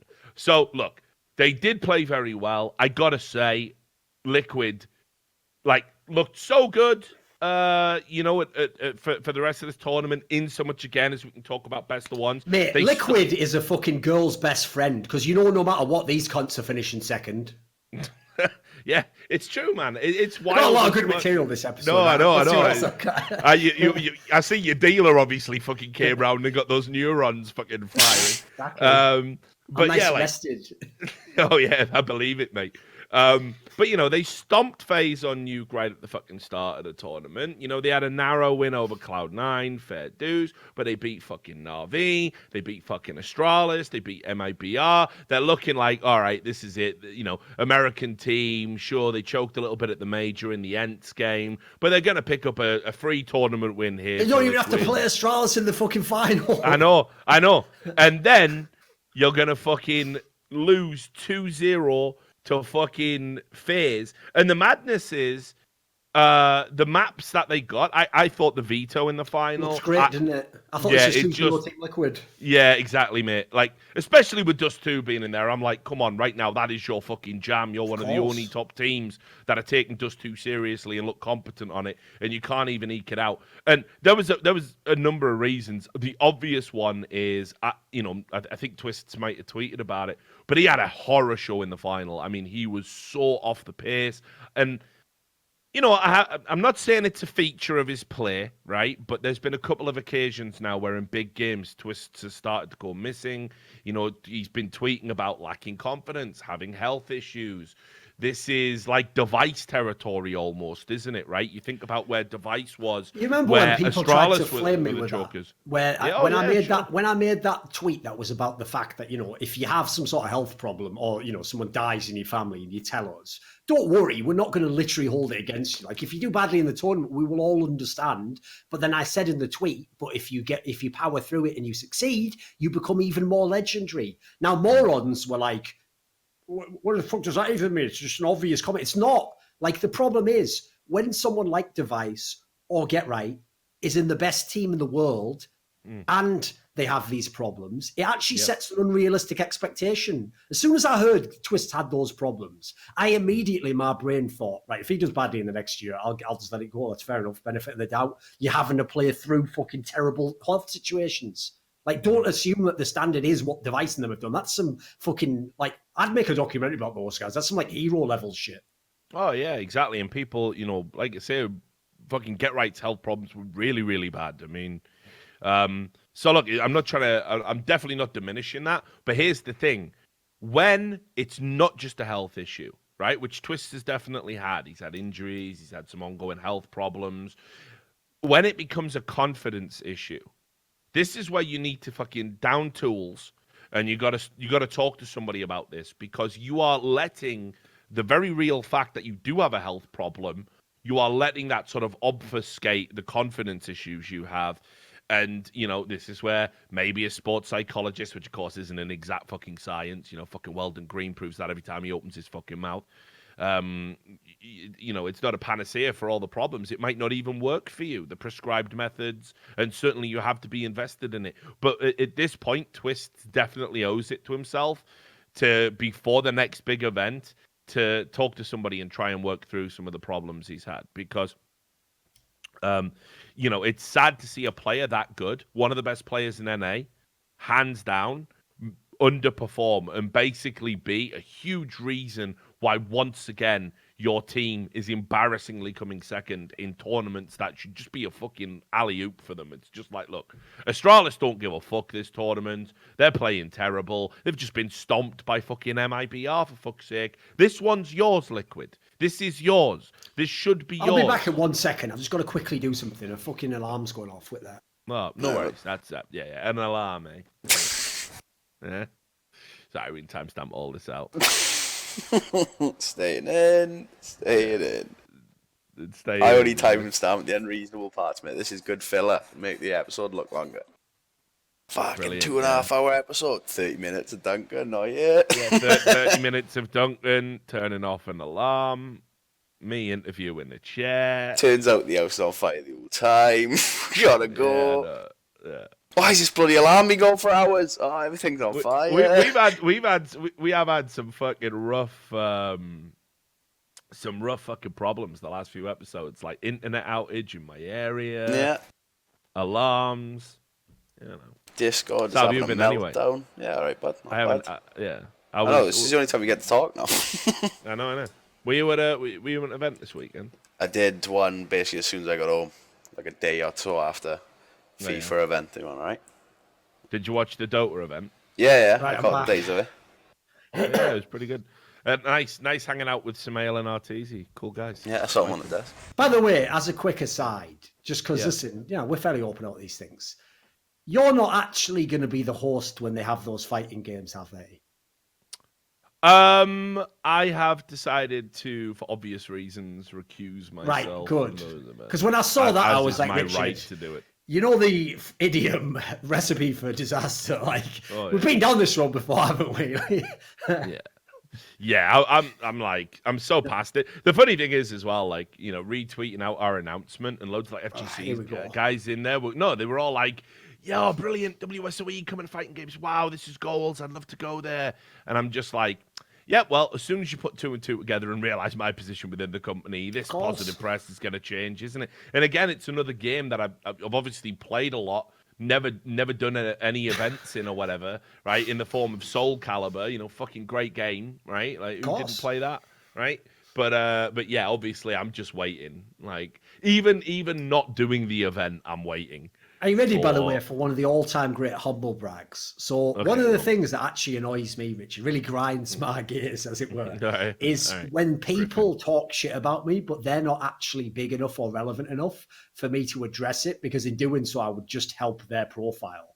So there actually is an example, I've mentioned it in the past, of where someone from the FGC tried to like create a completely fucking nonsense story in which it was like one of those r/that happened moments, but they told it about meeting me at an event, and their version of the story is so ludicrous, it's unreal. But the problem is, I don't give a fuck about fighting games. And then when I looked at like their Twitter and stuff, it's not even like a big profile. So it's like, what? I know it's someone in the fighting game community, people would know, but it's like, why would I even waste my time addressing the fact it's a lie when it's like that thing of like, if a tree falls and two fucking cunts who love Sonic Fox hear it, does anyone care? No, just let it fall and let those two people hear it. It's no problem. Let's go on. I saw a good one during the Dota event that I did just now. There was a comment in one of the threads, because naturally the loader thing gets brought up. All the fucking incels who believe a complete false fucking story that they've augmented in their mind over the years. But look at the official press release. Yeah, exactly. The same people who are like, we can't believe the Mueller report. Everyone lies. Except all the official press releases from companies I like. Yeah. And it's like, oh, look at Hellspawn's Twitlonger. Hellspawn used to run Rakaka, a fucking Swedish gossip website that would routinely smear people he had personal issues with. Funnily enough, often to impress women. And then, of course, when he himself had a scandal, maybe you can find it, the old IRC logs where he said all women are bitches and whores and stuff, and he went mental back in like 2007 or whenever it was. Weird how that just gets memory hauled, but yeah, he thinks he's in a position to just, as a favor to a friend, put out an outrageously, disjointed and false Twitlonger, which everyone links as evidence. Yes, the guy running the league, a Swede on Swedish soil, working for the company that wanted to cover up the issue, friends with Lauder, was seen talking with Kelly Milkey's Lauder's manager, the alliance manager, and therefore by extension at that time a Twitch employee, mysteriously releases a fucking Twitlonger that fucking has all these unbelievable details that actually didn't happen, and anybody who was there, which includes Sam, knows they didn't happen. He tried to wrestle him to the floor. I was pulled off by me, Hellspawn, the hero in this fiction. It's like, it's mental, mate. It's mental. But of course, they were all linking to that. And then in this comment chain, somebody had said, he's always been a cunt, that Richard Lewis. I'm from the UK CS scene. My favorite as well. And I was at an event, an I-Series, where a CS player choked Richard out. I'm like, what? When did that ever happen? I've had some cunts square up to me. I've had lots of people threaten to stab me. But actually, turns out they ain't got the fucking minerals when we get down to it. So, never. I'm a big fan of that approach, but because I get that a lot as well, where someone will say like, "Oh, well, Thorin's style of banter is just a thing in the UK," and some person you've never seen before be like, "That's not true. I'm from the UK, and we all hate him here." It's like, really, tell me more, 17-year-old kid at college right now, what the fucking environment within the UK scene's been like for a long time. I mean, your qualifications are popping out of your mum's pussy within our borders, right? That's all you have to do to be an expert on this topic. I think I'm going to need more than that. Unless you got a video or something. Yeah. But it's like... Leave that in. Again, don't you think that would have been documented somewhere? Not the thing I was talking about, obviously, yeah. No, the thing about you getting choked out, yes. Yeah, don't you think that there would be a forum post? There would be, somebody might have mentioned it, right? If it was an I-Series, probably a video of it, but... Yeah. I think a lot of people are an I-Series. Plus, the Fletchers would probably be beaten off to that every night. Yeah, now I was thrown out of one I-Series for criticizing a sponsor and partner of I-Series while at an I-Series. Because obviously they love journalists that much. I tweeted something out about them sucking ass, and security came and threw me out and manhandled me. And searched me on the way out as well, as if I would steal anything on the way out of an event where they've rescinded my press pass and removed me from the premises. But I mean, I don't think that necessarily would be what this guy was talking about. So in other words, it's just another mentally ill stalker who goes back to like being banned from fucking Cadred in like 2007, still to this day looking for threads about me. Because he's a UKCS player, why is he in a Dota thread in 2019? I just love anyone who's like yeah, imagine you know being what? that ill, like. And you know what? It. He's so unreasonable. He actually banned me from a community website 12 years ago. So yeah, he seems like the unreasonable one in this scenario. I know. And you notice, by the way, those people who get banned as well, they always go with like the fucking, you know, the guy who has done like he's doing like a triple life bid in prison. He's like, I'm innocent, man. Fucking system framed me. They're always like that. I didn't do nothing. Just banned me for no reason. Yeah. And yet 12 years later, I'm but I even saw somebody like that in another fucking thread, right? And he even said, he went, yeah, I got banned from Cadred by that bloody Richard Lewis, and I have no idea why. And then someone replied, right? I know. Because you just know the log of whatever he said was the most egregious. Oh, of course it was. What? I didn't say nothing. I just said something, and it was like a shot should be put to death in a fucking camp or something. Like, it was in this. It was in this thread. Like Rivalry tweeted out an old video of me interviewing Henry G. Like back in the day when I was working at Heaven Media. Henry G looks literally like fucking Eddie Redmayne in this video. Just go look. It's mental. Yeah. So anyway, then in that thread, somebody says that, right? And someone replies going, I was amazed. I only got banned from Cadred once, honestly. And then he replies going, yeah, I mean, all I did was fucking troll that Richard. Like, explain, like, okay, what does that even mean? Like, were you spamming? Because we used to regularly have people spamming racial epithets on the site. We used to have people, you know, like. Just trolling, bruh. Just a prank. Yeah, just trolling, yeah. So, you know, all these people who honestly think they got banned for nothing, it's like, you do understand I was employed to run the website, and you can't just let it all fucking slide, let it all go. When my bosses are telling me, why is the N-word spammed on the problem is, the website? Normal people, right, see this stuff and they think, oh, it's like all corruption in companies, isn't it? Oh, I bet those admins were just banning everyone for no reason. They don't realise, like, most of the bans you deal with when you're admin are the equivalent of someone just being like, you should be fucking killed and your mother dragged through the streets. And then when you ban them, they're like, it was just a social experiment. For what? Exactly. What? No. You little snowflake. What are you triggered? Yeah, I know. It's unreal. Get trolled. He blocks anyone for criticizing him on Twitter. Bring up the tweet, Jim.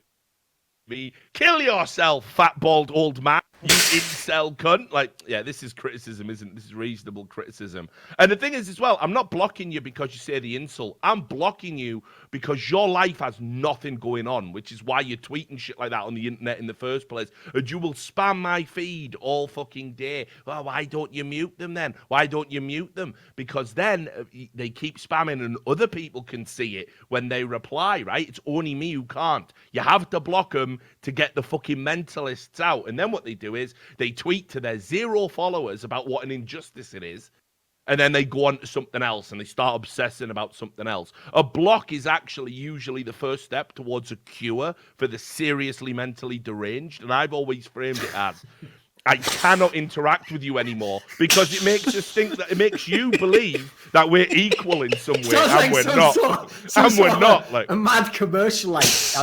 Step one towards the cure, so we can find it, is to block these individuals on our social media. No, it just doesn't help them, does it? It doesn't help them if me and them have a reasonable conversation, because these lunatics go away and think, oh yeah, me and Richard are equal. No, we're not. We're not. For just £2 a month, you could help Radiant Sun get the therapy he gets. Yeah, exactly.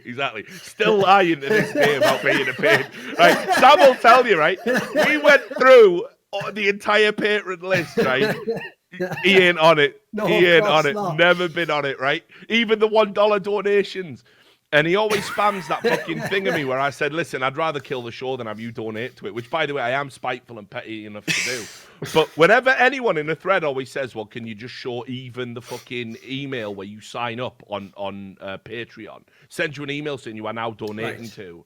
It would have no identifying information in whatsoever. And he's always like, nah, I'm not going to jump through your hoops. Yet you'll post that fucking conversation where I try to be reasonable and just ask you not to donate because you're going to call the show shit and make outrageous demands about the content and stuff all the time. You're going to post that, heavily doctored, of course, with bits chopped out and it's not quite in sequence and it misses other things out. Right? You're going to post that every time, but you can't simply post proof.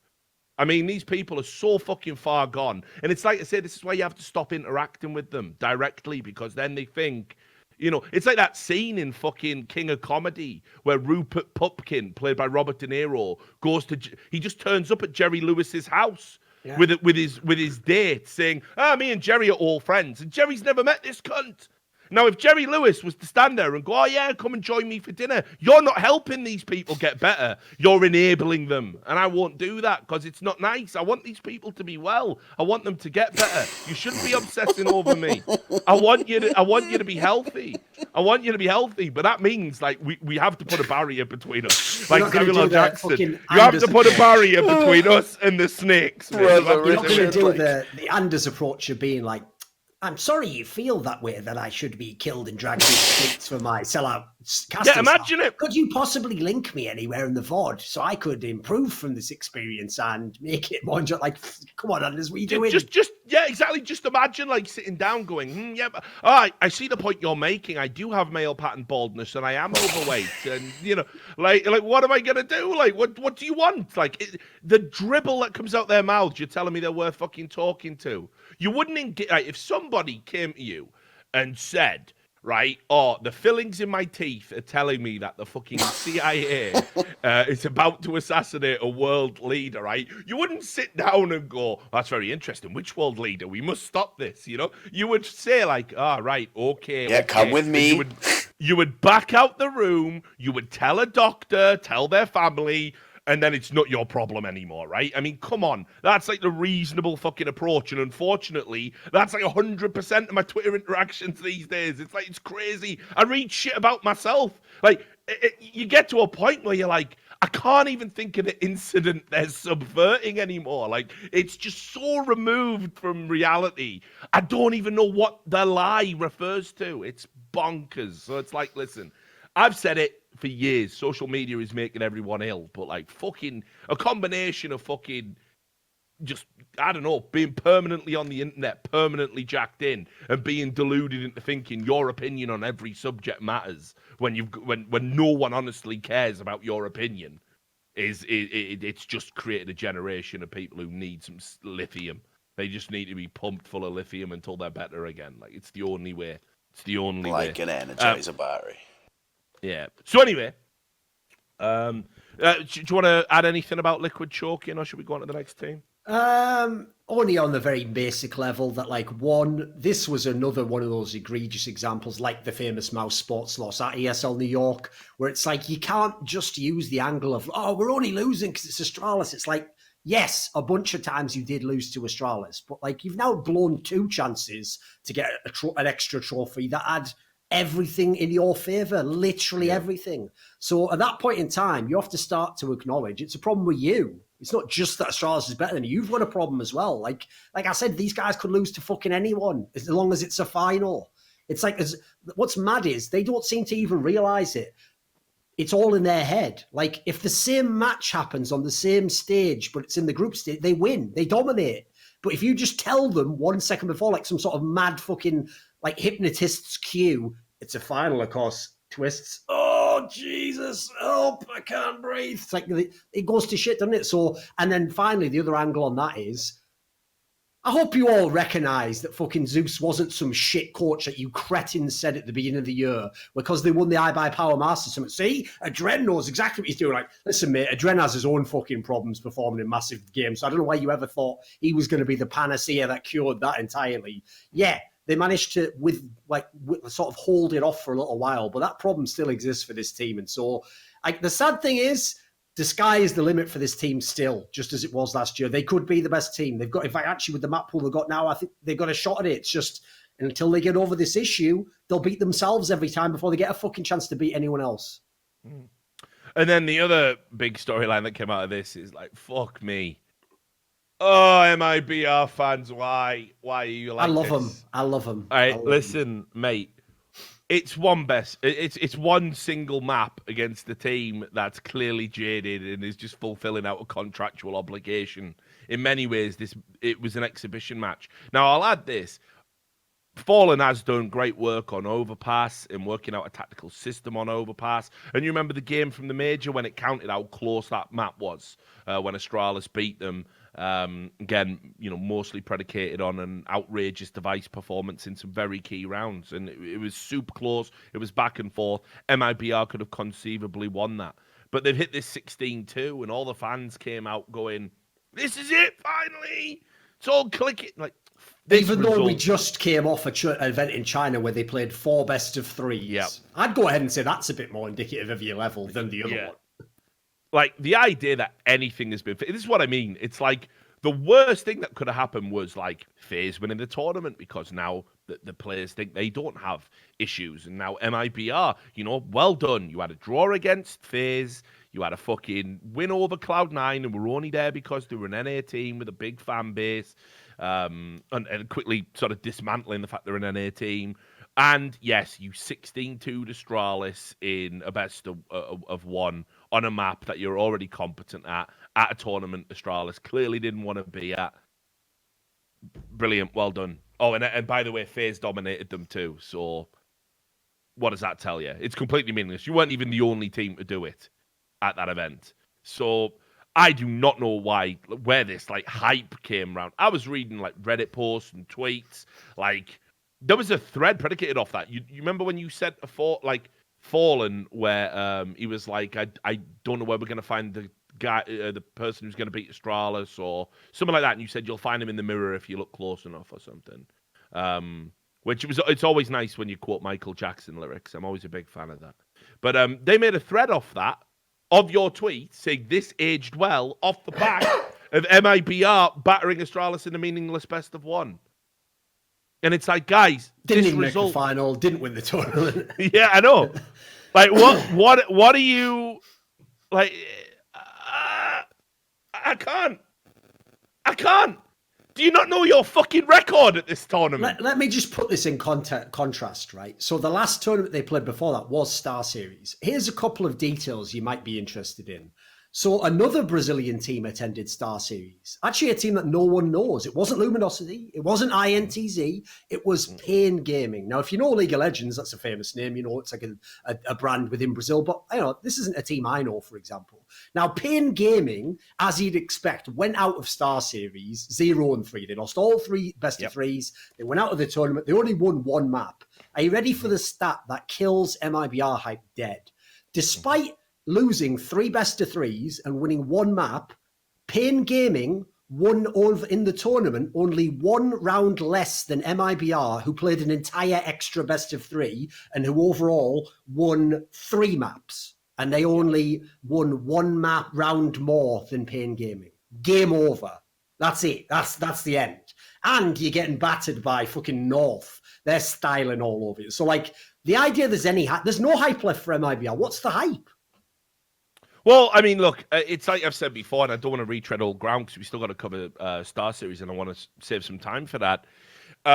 It just seems to me that for whatever reason, this 5, it has some players on that I don't know if they're ever going to get back to their form. I think the essential schism is in the Fallen Cold Zero relationship. But maybe I'm wrong. I mean, it's not like Phelps has been playing particularly bad since he rejoined. It's not like Taco's not doing his job. It's not like Fur hasn't had his moments. There's just something off about the 5. They can't find the magic anymore. It's like you said about NIP being an NIP covers band. We're rapidly getting to that point now where this is like a Luminosity or an SK covers band. These players just don't have the same mojo. They don't have the ability to connect like fucking Voltron like they used to and get through games. I mean, and a few best of 1s in a tournament against, in a very flawed format doesn't mean shit. It doesn't mean shit. It really doesn't. I mean, we get told all the time, not to take best of one seriously. We get told all the time that best of ones are faulty. We get told all the time in online CS, the league component of it doesn't really matter. It doesn't make sense. A lot of it's best of ones. It's just about qualifying and, you know, meeting contractual obligations. So why would anyone get hyped about the results that MIBR have had at the Blast? When, as you rightly said, they were above, okay?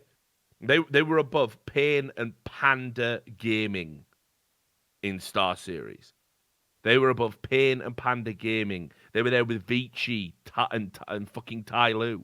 It's insane how bad they played in the best of threes. In a really sturdy format. Yeah, in a format that absolutely leaves no room to prove that, like, you know, if you're a good team and you have a map pool and you have your shit together, you can get through. So, I mean, just also as well, I'll tell you what I'll start doing. I will start linking. If we're talking about a team here at the Blast and they're at Star Series, I'll start linking the segments together, you know, to expedite the process. Right. They beat Panda 2-0, right? Like, did anyone expect differently? Right? Like, fine, well done. They even won an Inferno game. Congrats. They lost to Renegades, who were on such an uptick in terms of how much they've improved, and they keep going from strength to strength. That is what should have happened at the major. By the way, I think a little bit of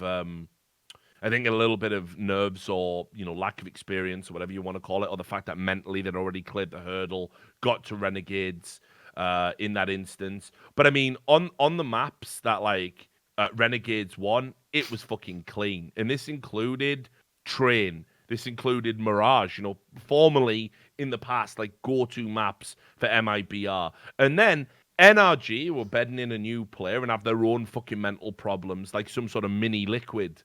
They battered them 2-0, and Fallen and Fur were fucking nowhere in that game. So, and it was a battering. I think it was the same scoreline that MIBR beat Panda by. So again, there is nothing for me coming out of the Blast, given how the format works, that wouldn't, if I was an MIBR fan, would make me excited. A 16-2 against an Astralis who are dodging events right now, talking about health problems, talking about exhaustion. Well done. If that's the high point of what this lineup achieves, what a waste of fucking money and time. Well, especially because, like, this is another example of how hypocritical people are. So, you know, if a team's losing, people love that angle of, like, well, you shouldn't even be on Twitter. Why aren't you practicing to win? MIBR does everything but real good practice. They do all the media endorsements, they do interviews, they go to small events, they go to fan meetings, they attend every big tournament they can. Do they do all the practice? Do they work diligently behind the scenes? Who the fuck knows, right? Doesn't show in the game. In fact, I'd even go ahead and say, if this team practices properly, like the top teams in the world, like Astralis, etc., fire them instantly because they're proven they're incompetent. If they're not practicing properly, then get your shit together. Because that's the other thing that's egregious about this one to me, is if you watch the games, you still see games where Fur has a massive impact. You still see the odd game where Fallen just goes off for a half. Coldzera is still a very good player, even though, yeah, he's had a couple of bad tournaments recently. Like, the pieces are still there. That, like, at what point in time do you have to start looking at these teams and, again, saying things like, what the fuck is Fallen doing? What is this org doing? What are some of the players doing with their careers? Like, here's an angle, Richard, that we didn't bring up, but I think we should talk about now. What the fuck is Fur thinking, doing a joke like that in these circumstances where your team has had the worst result they've maybe ever had with this core? Like, it's a good point. By the way, that also was just a trash joke. This is an example, Richard, of where you can't win against players in popularity contests. What Fur did was do an April Fool's joke on April 2nd in all major time zones, including the one he was in and his home country, yet then claim, like, haha, was just a bait, bro. You know, just lying isn't a bait, right? What would be the bait there? That would be like me coming in and saying, guys, I have cancer. And then you all go, oh, you know what? I know I've flamed you a lot over the years, but you are a good guy. And I go, idiot, baited you, didn't I? It's just a joke. I don't have cancer. And where's the joke? Where's the humor? What makes it funny, aside from the fact you lied? Well, I've got my own theories around that. I've just And why are you making jokes like that when your team is in the shitter, getting flushed by North, getting 2-0'd by North? No, listen. So he did it on April 2nd, as you said, in all major time zones. Which I mean, the rule about April Fool in the People UK, don't know that as well. You know, our rule about 12 o'clock. No one knows that rule, mate. Yeah, I know. I know. Fucking 11 p.m. and shit. The rule in the UK is that it has to be like the morning of April 1st, like by 12. Because I guess it's just because we're fucking British and it's like smoking pipes and stiff upper lips. You know, enough of that nonsense. Enough of the foolishness. Yeah, exactly, right? But anyway, I mean, even if it's a full day, it was April 2nd. You don't do an April Fool outside April Fool's. And I've got my own theories about this. I don't think it was an April Fool. Here's what I think happened. I think he was fucking deadly serious about quitting. I think he was despondent. I think he was miserable. I think maybe some of his health problems have come back. Maybe not. But he's just sick of the team, sick of the fucking losing, sick of being a joke, sick of going to the blast and like going fucking like, you know, let's not forget that when they were in fucking Sao Paulo, they didn't win a single game in front of their home fucking crowd. But imagine being, hey, everyone, made in Brazil's here in Brazil. And you get fucking blown out every game. Like, imagine being that fucking, you know what I mean? It's like, that is like, right, you seduce somebody that you've, you know, fantasized sexually about for ages. And you're like, listen, we're gonna go all night, baby. And you get back to your fucking room and you just blow your beans in 3 seconds and then can't get a nod on afterwards. That's what that's like. Never happened to me, of course. I don't know why. Just saying. Really so never imagination, haven't you? Yeah, you know, when you're doing these analogies, you just have to dig deep, don't you? But anyway, whole fucking point is, imagine feeling like a cunt like that. Imagine looking like a fucking cunt like that in front of your home fans. Yeah, I'm sure he's been fucking tilted and pissed off for fucking ages, hasn't he? Right? So here's what I think honestly happened. I think he was serious. I think he was going to throw in the fucking towel. I think he'd had enough, right? And then when people were saying, "Oh, look, he's tweeting, he's going," and he then did a confirmation tweet saying, "No, this isn't an April Fool. Categorically, this isn't an April Fool." And even Fallen was like replying to it saying, "I'm going to miss you" and stuff. And then I think what happened was management got together. Noah Winston got on the fucking case. He said, "What the fuck is this? You're going nowhere, by the way, Fur, because you got this massive fucking contract. You're going nowhere. And this isn't even how we do things. This isn't even how. You don't just announce on a whim, hey, guys, I'm out the fucking team. What is this? Fucking Overwatch? It's not how we do shit. It's not professional. It's not a fucking, you know, that's not how it's done in sports, is it?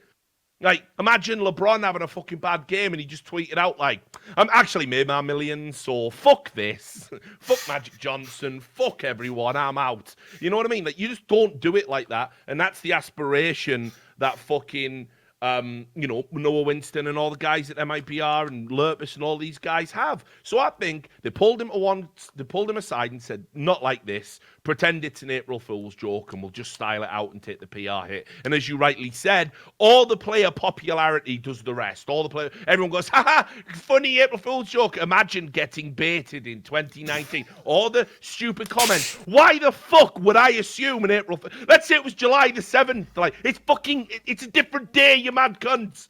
It's like if you celebrated Christmas in the middle of the year. It's not Christmas, is it? It weren't April Fools. By extension, it can't be an April Fool. What madness is this? Anyway, so fuck him and fuck all the plebs that tried to make out it was some insanely hilarious joke. The team's got massive internal That really problems. is one of those moments, by the way. I know the memes destroyed this now, but that is a moment that makes me lose some of my respect for Fur. Of course it does. How can it not? How can it not? But here's the thing. Sure, you can take a little bit of that respect that you have for him out, but he knows what we all know. The team's dysfunctional. It's crashing and burning. They brought back that brand. They even have, you know, they have a brand ambassador who famously said, you know, FNX, bringing back this brand is stupid. All you're going to do is drag a great name through the mud, right? And they're doing it, and they're literally doing it. I'm aware who I am and who I'm talking to, but I'm just going to say on one of these lines, I'm sure I have some self-awareness before I speak with no self-awareness. MIBR players, Brazilian players in general, I don't know if Twitter's working for you and your brand. Again, I say that with full self-awareness of who I am, but I don't know if Twitter's working for them. Isn't it just making things worse? Just stop. Look, it's time to stop. But I'm never going to put my Twitter account though, so don't worry about that. Yeah. So what I think all of this indicates is that they've just got massive internal issues. The blend isn't right. And I've said it. I think what Fallen needs to do to get his fucking mojo back is, I think there's some friction in the relationship with Cold Zero. I think that was evident before they became MIBR when they were switching up IGL leadership roles. I think he's got elements within the team that undermine him. I think mostly Cold Zero. And I think now... By the way, I was fucking loving it when... Oh, sorry, come finish your point, I'll make it. Well, no, I was just going to say, now is the time to break up that bromance relationship, whatever you want, and go to and get MIBR to pay the money, get a Keserato, get a Yuri, and do it again. You fucking discovered Cold Zero from fucking nowhere, and he went on to be one of the best players under your guidance, under your tutelage, within your system. Right? Now he's got his own ideas. He's got his big boy pants on. For some reason, he wants to go to FaZe, apparently, and said he'd love to play with Nico. Right, okay. Time to make it happen. Get that power move on the go. Let the FaZe fans deal with the shit show that'll be when egos collide and you realise it's not all you think it's cracked up to be. And let Fallen mould young, hungry players, which was his bread and fucking butter for years, going back to when he was in Target Down, for fuck's sake. That's what needs to happen if you want to fix MIBR, in my opinion. Another aspect, by the way, this isn't what I love. One of the things I will always use as a source of amusement is when people fuck up in interviews and say something that it's not congruent with what else they must clearly think. So, like, not this Blast process, I think it was the last one. I think it was the one in Brazil, Sao Paulo. They did one of those segments that they do where they interview all the team on a couch and you ask them all sorts of like fun questions and side questions. And one of the things they said was what they thought of Simple. And all of them said that Simple's very good, but they revealed something I've actually known the whole time, which would show you how delusional Brazilian CS players are. They think that right now, Cold Zero is a better player than Simple. And I happen to know personally, from my own experience, they have always thought it. Even the tournament, Star Series Season 5, where Simple dropped almost 100 kills against MIBR, I think they were SK at the time, and completely styled on even Cold Zero, they still had some fucked up logic of like, yeah, but Cold Zero is a more complete player and overall is better, but Simple is like selfish. Like, they really believe that. Now, the reason why that's so dumb to say at this point in your career, where you are right now, is because any capable interviewer or journalist would ask the following question: how is your team so bad with the best player in the world? You made yourselves look even worse, you dumb fucks. If he's the best, if he's better than Simple, how fucking shit are you? You can't. You're the one holding him back, aren't you? I think as well, like somebody was telling me, and I haven't seen the interview myself, so I can't confirm it. Apparently, like they were asking like players for one of those videos, like over a double tap or whatever the fuck, who's the best Deagle player, and everyone was like, oh, it's definitely Nico, which makes sense, right? And I think Fallen said Cold Zero for sure, and I'm like, it's not even that famous for fucking Deagle. I know. It's like, here's the thing, though, Richard. Even when he was undoubtedly the best player in the world, the reason I brought this up, by the way, is because I think this all ties in. I don't think it's a coincidence that they all have to say publicly, we pledge allegiance to the great leader, Cold Zero, and his ideology. We are happy living in this Potemkin village. It's like they all have to say it, don't they? Because the last thing you can do is let Cold Zero fucking go elsewhere. Listen, that's the end when he goes. I think Cold Zero is at the point in his career where he needs that move to get the perspective. Right, like it's not just that Fallen struggling, right? It's like, sure, yeah, Cold Zero is playing well enough, right? Like I've got no criticisms about his play. It would be unreasonable to expect him to sustain the godlike form he was in for 2 years. I mean, imagine being able to say that about a player where it's like he's the best player in the world for 2 back-to-back years. It's mental. Simple will do it, but Cold Zero was sort of the first in the CSGO era, right? So he's playing well enough for my money, but I can't imagine what it's like. He's starting to get that Kenny S mindset. Like, what else do I have to do? Can't anyone else pick up the slack? What you need is a fucking change, and you go out and you play with other people, and you learn a bit more about yourself and a bit more about what's out there and what it's like. It's like you're too comfortable and it's not working. It's time for the relationship to fucking break up. You can get back together afterwards when you realize, but for now, it can't work. It's like a toxic environment.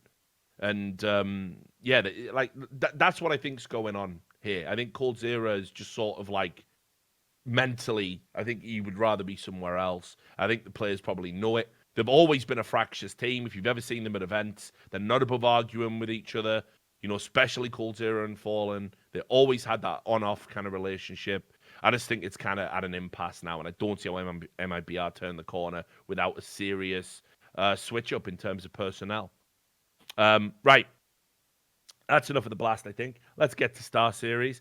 You were talking about Simple. Let's start with Navi. First off, one of the things we were pretty prescient about when Blade came on the market, we said, oh, wonder if this could be, Blade goes to Navi as a coach and replaces Kane because they've had some issues there. Well, Blade did get picked up by Navi, but sort of in a weird ambassadorial role, esports director is called. I think that's one step removed. I think that's lighting a fire under Kane's ass, honestly, and sort of just letting him know we have options there. Simple did an interview after they won Star Series saying they're trying to get a new tactical system in place, a new staff system in place. They're going to get a dietologist. They're going to get a sports psychologist. I think that those are all really interesting points because remember, once you have all those tools in place, there is no more excuses now. That you've done everything. You've brought in a legendary coach who's now your esports director will be giving input to the team probably. You've already lit a fire under your existing coach, telling them this isn't good enough. You're bringing in a psychologist and a dietologist. It wouldn't even surprise me if these changes were coming in from Simple himself, because I have seen him in the videos when Navi upload those videos, and it's just like, this is a terrible look, guys, actually. I don't know why you think this is a good idea when you've got the best player in the world and in-game, and he's exasperated by the antics of his in-game leader and coach bickering like children. So I think probably Simple, who has a lot of... Simple is Navi at this point. For all Zeus and Edward seem untouchable, if Navi were to lose Simple, they suddenly plunge into irrelevance. And Simple knows this, and fair play to him, because he's got a lot of love for the yellow and black. He always said he always wanted to play there. It does mean a lot to him. He's not holding the organization hostage in a way that Esperanto did when he was at the Imperial, but he is saying this isn't good enough and we need changes, because I am not going to go to tournaments that we should win and lose, and people do have to pick it up. And I admire him for that. He's being as professional as he can. He's not saying anything publicly. But I think this actually bodes well for Navi. Now, of course, whether or not that means they will make changes at some point, again, it's another tournament win. What was interesting about this one was Zeus and Edward actually had relatively decent statistical performances, although there was still the absolute occasional horror show round, as you expect. And suddenly you're looking at, is Flamey a persistent problem? Do you need... I don't know about that. Maybe. He seems very up and down, but I can imagine it can be difficult in a team like this. But yeah, overall, big tournament win for Navi. Simple, still clearly the best. Unbelievable performance, unbelievable statistics. Not going to retread that ground. And the fact that they've come out of it and said, even though we've won a tournament, we're going to make all these changes. Maybe finally Navi gets to a better place. And listen, I'd still cut fucking Edward at the end of the day, but that's just me. Yeah, the thing is, like, the angle, if it's true that Blade's going to, like, gradually sort of help change the culture and the system, that's all great, because actually Navi was a mega inefficient team in terms of how they practice and some of the stupid things they did in their team. So that's all great. The problem I have is I still don't think he can overcome some of the personnel issues in the lineup. And so this tournament, for me, I didn't look at it and go, brilliant, all the problems are fixed. I looked at it and went, so wait a minute, so what you're telling me is Electronic had one of those tournaments he only has every 6 months at this point in time, and they managed to win the tournament. And even then, with some close games at times, sometimes where they really had to push through, like for example, the end series, they could have lost that 2-0. They could have been out the tournament 5-8. So I don't go too overboard from it. It's like, I'm still a bit worried that this is kind of like the FaZe Nico scenario, where it's like, you think this means all the problems have gone away, but it's not. It's just this was a day where the problems didn't stop yet.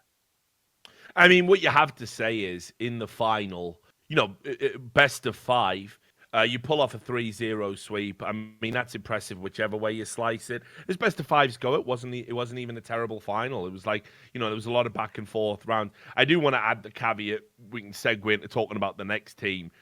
Fuck Fnatic.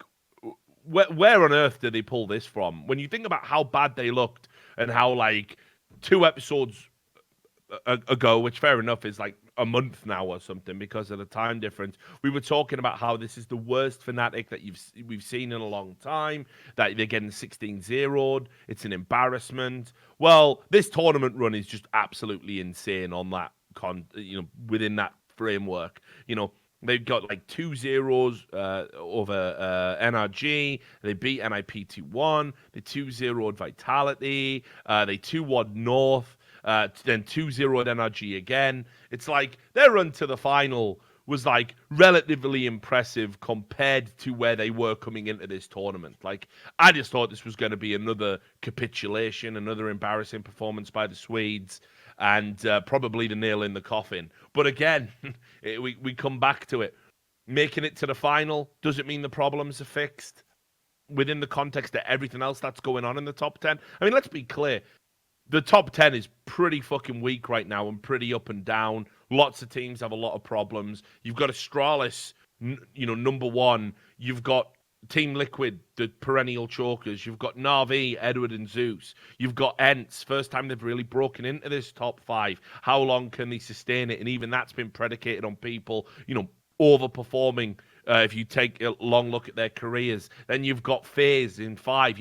This top 10 is a fucking omni shambles, honestly. Then you've got MIBR in it 6th somehow. I don't even understand how you can lose as many games as MIBR have been losing. And then it's Renegades, NIP, and then Fnatic themselves, and somehow Vitality at 10th. I mean, this as top 10s go, this is pretty dreadful. Now, in terms of strength and depth, yeah, suddenly the top 20 is looking good. Because you've got some teams that were in the top 10 that have dropped lower. But this is a very, very weak top 10.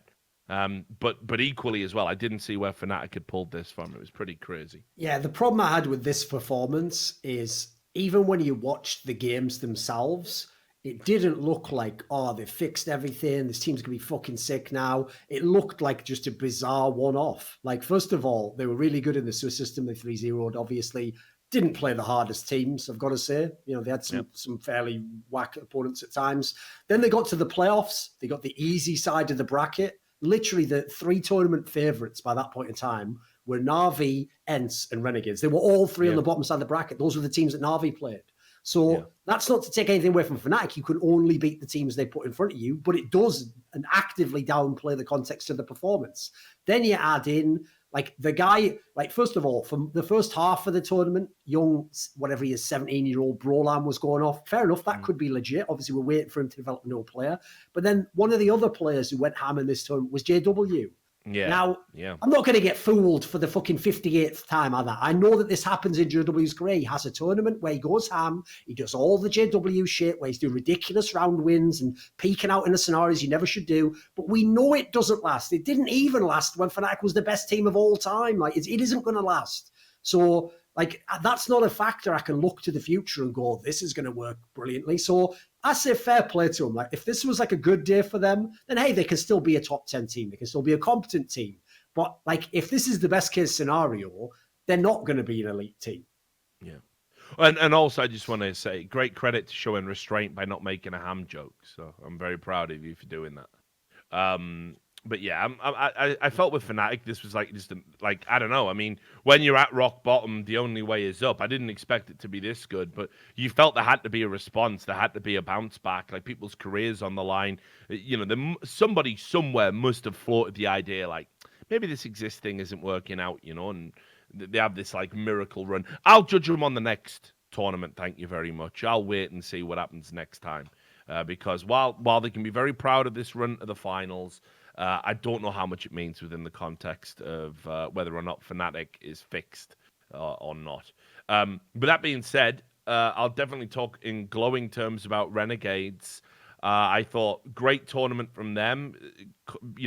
Continuing to prove that the big story isn't that, oh, hey, they added like Gratisfaction, they added like Liaz, and they've somehow like helped the team kick on to another level. It's like pretty much JKS is in fucking god mode.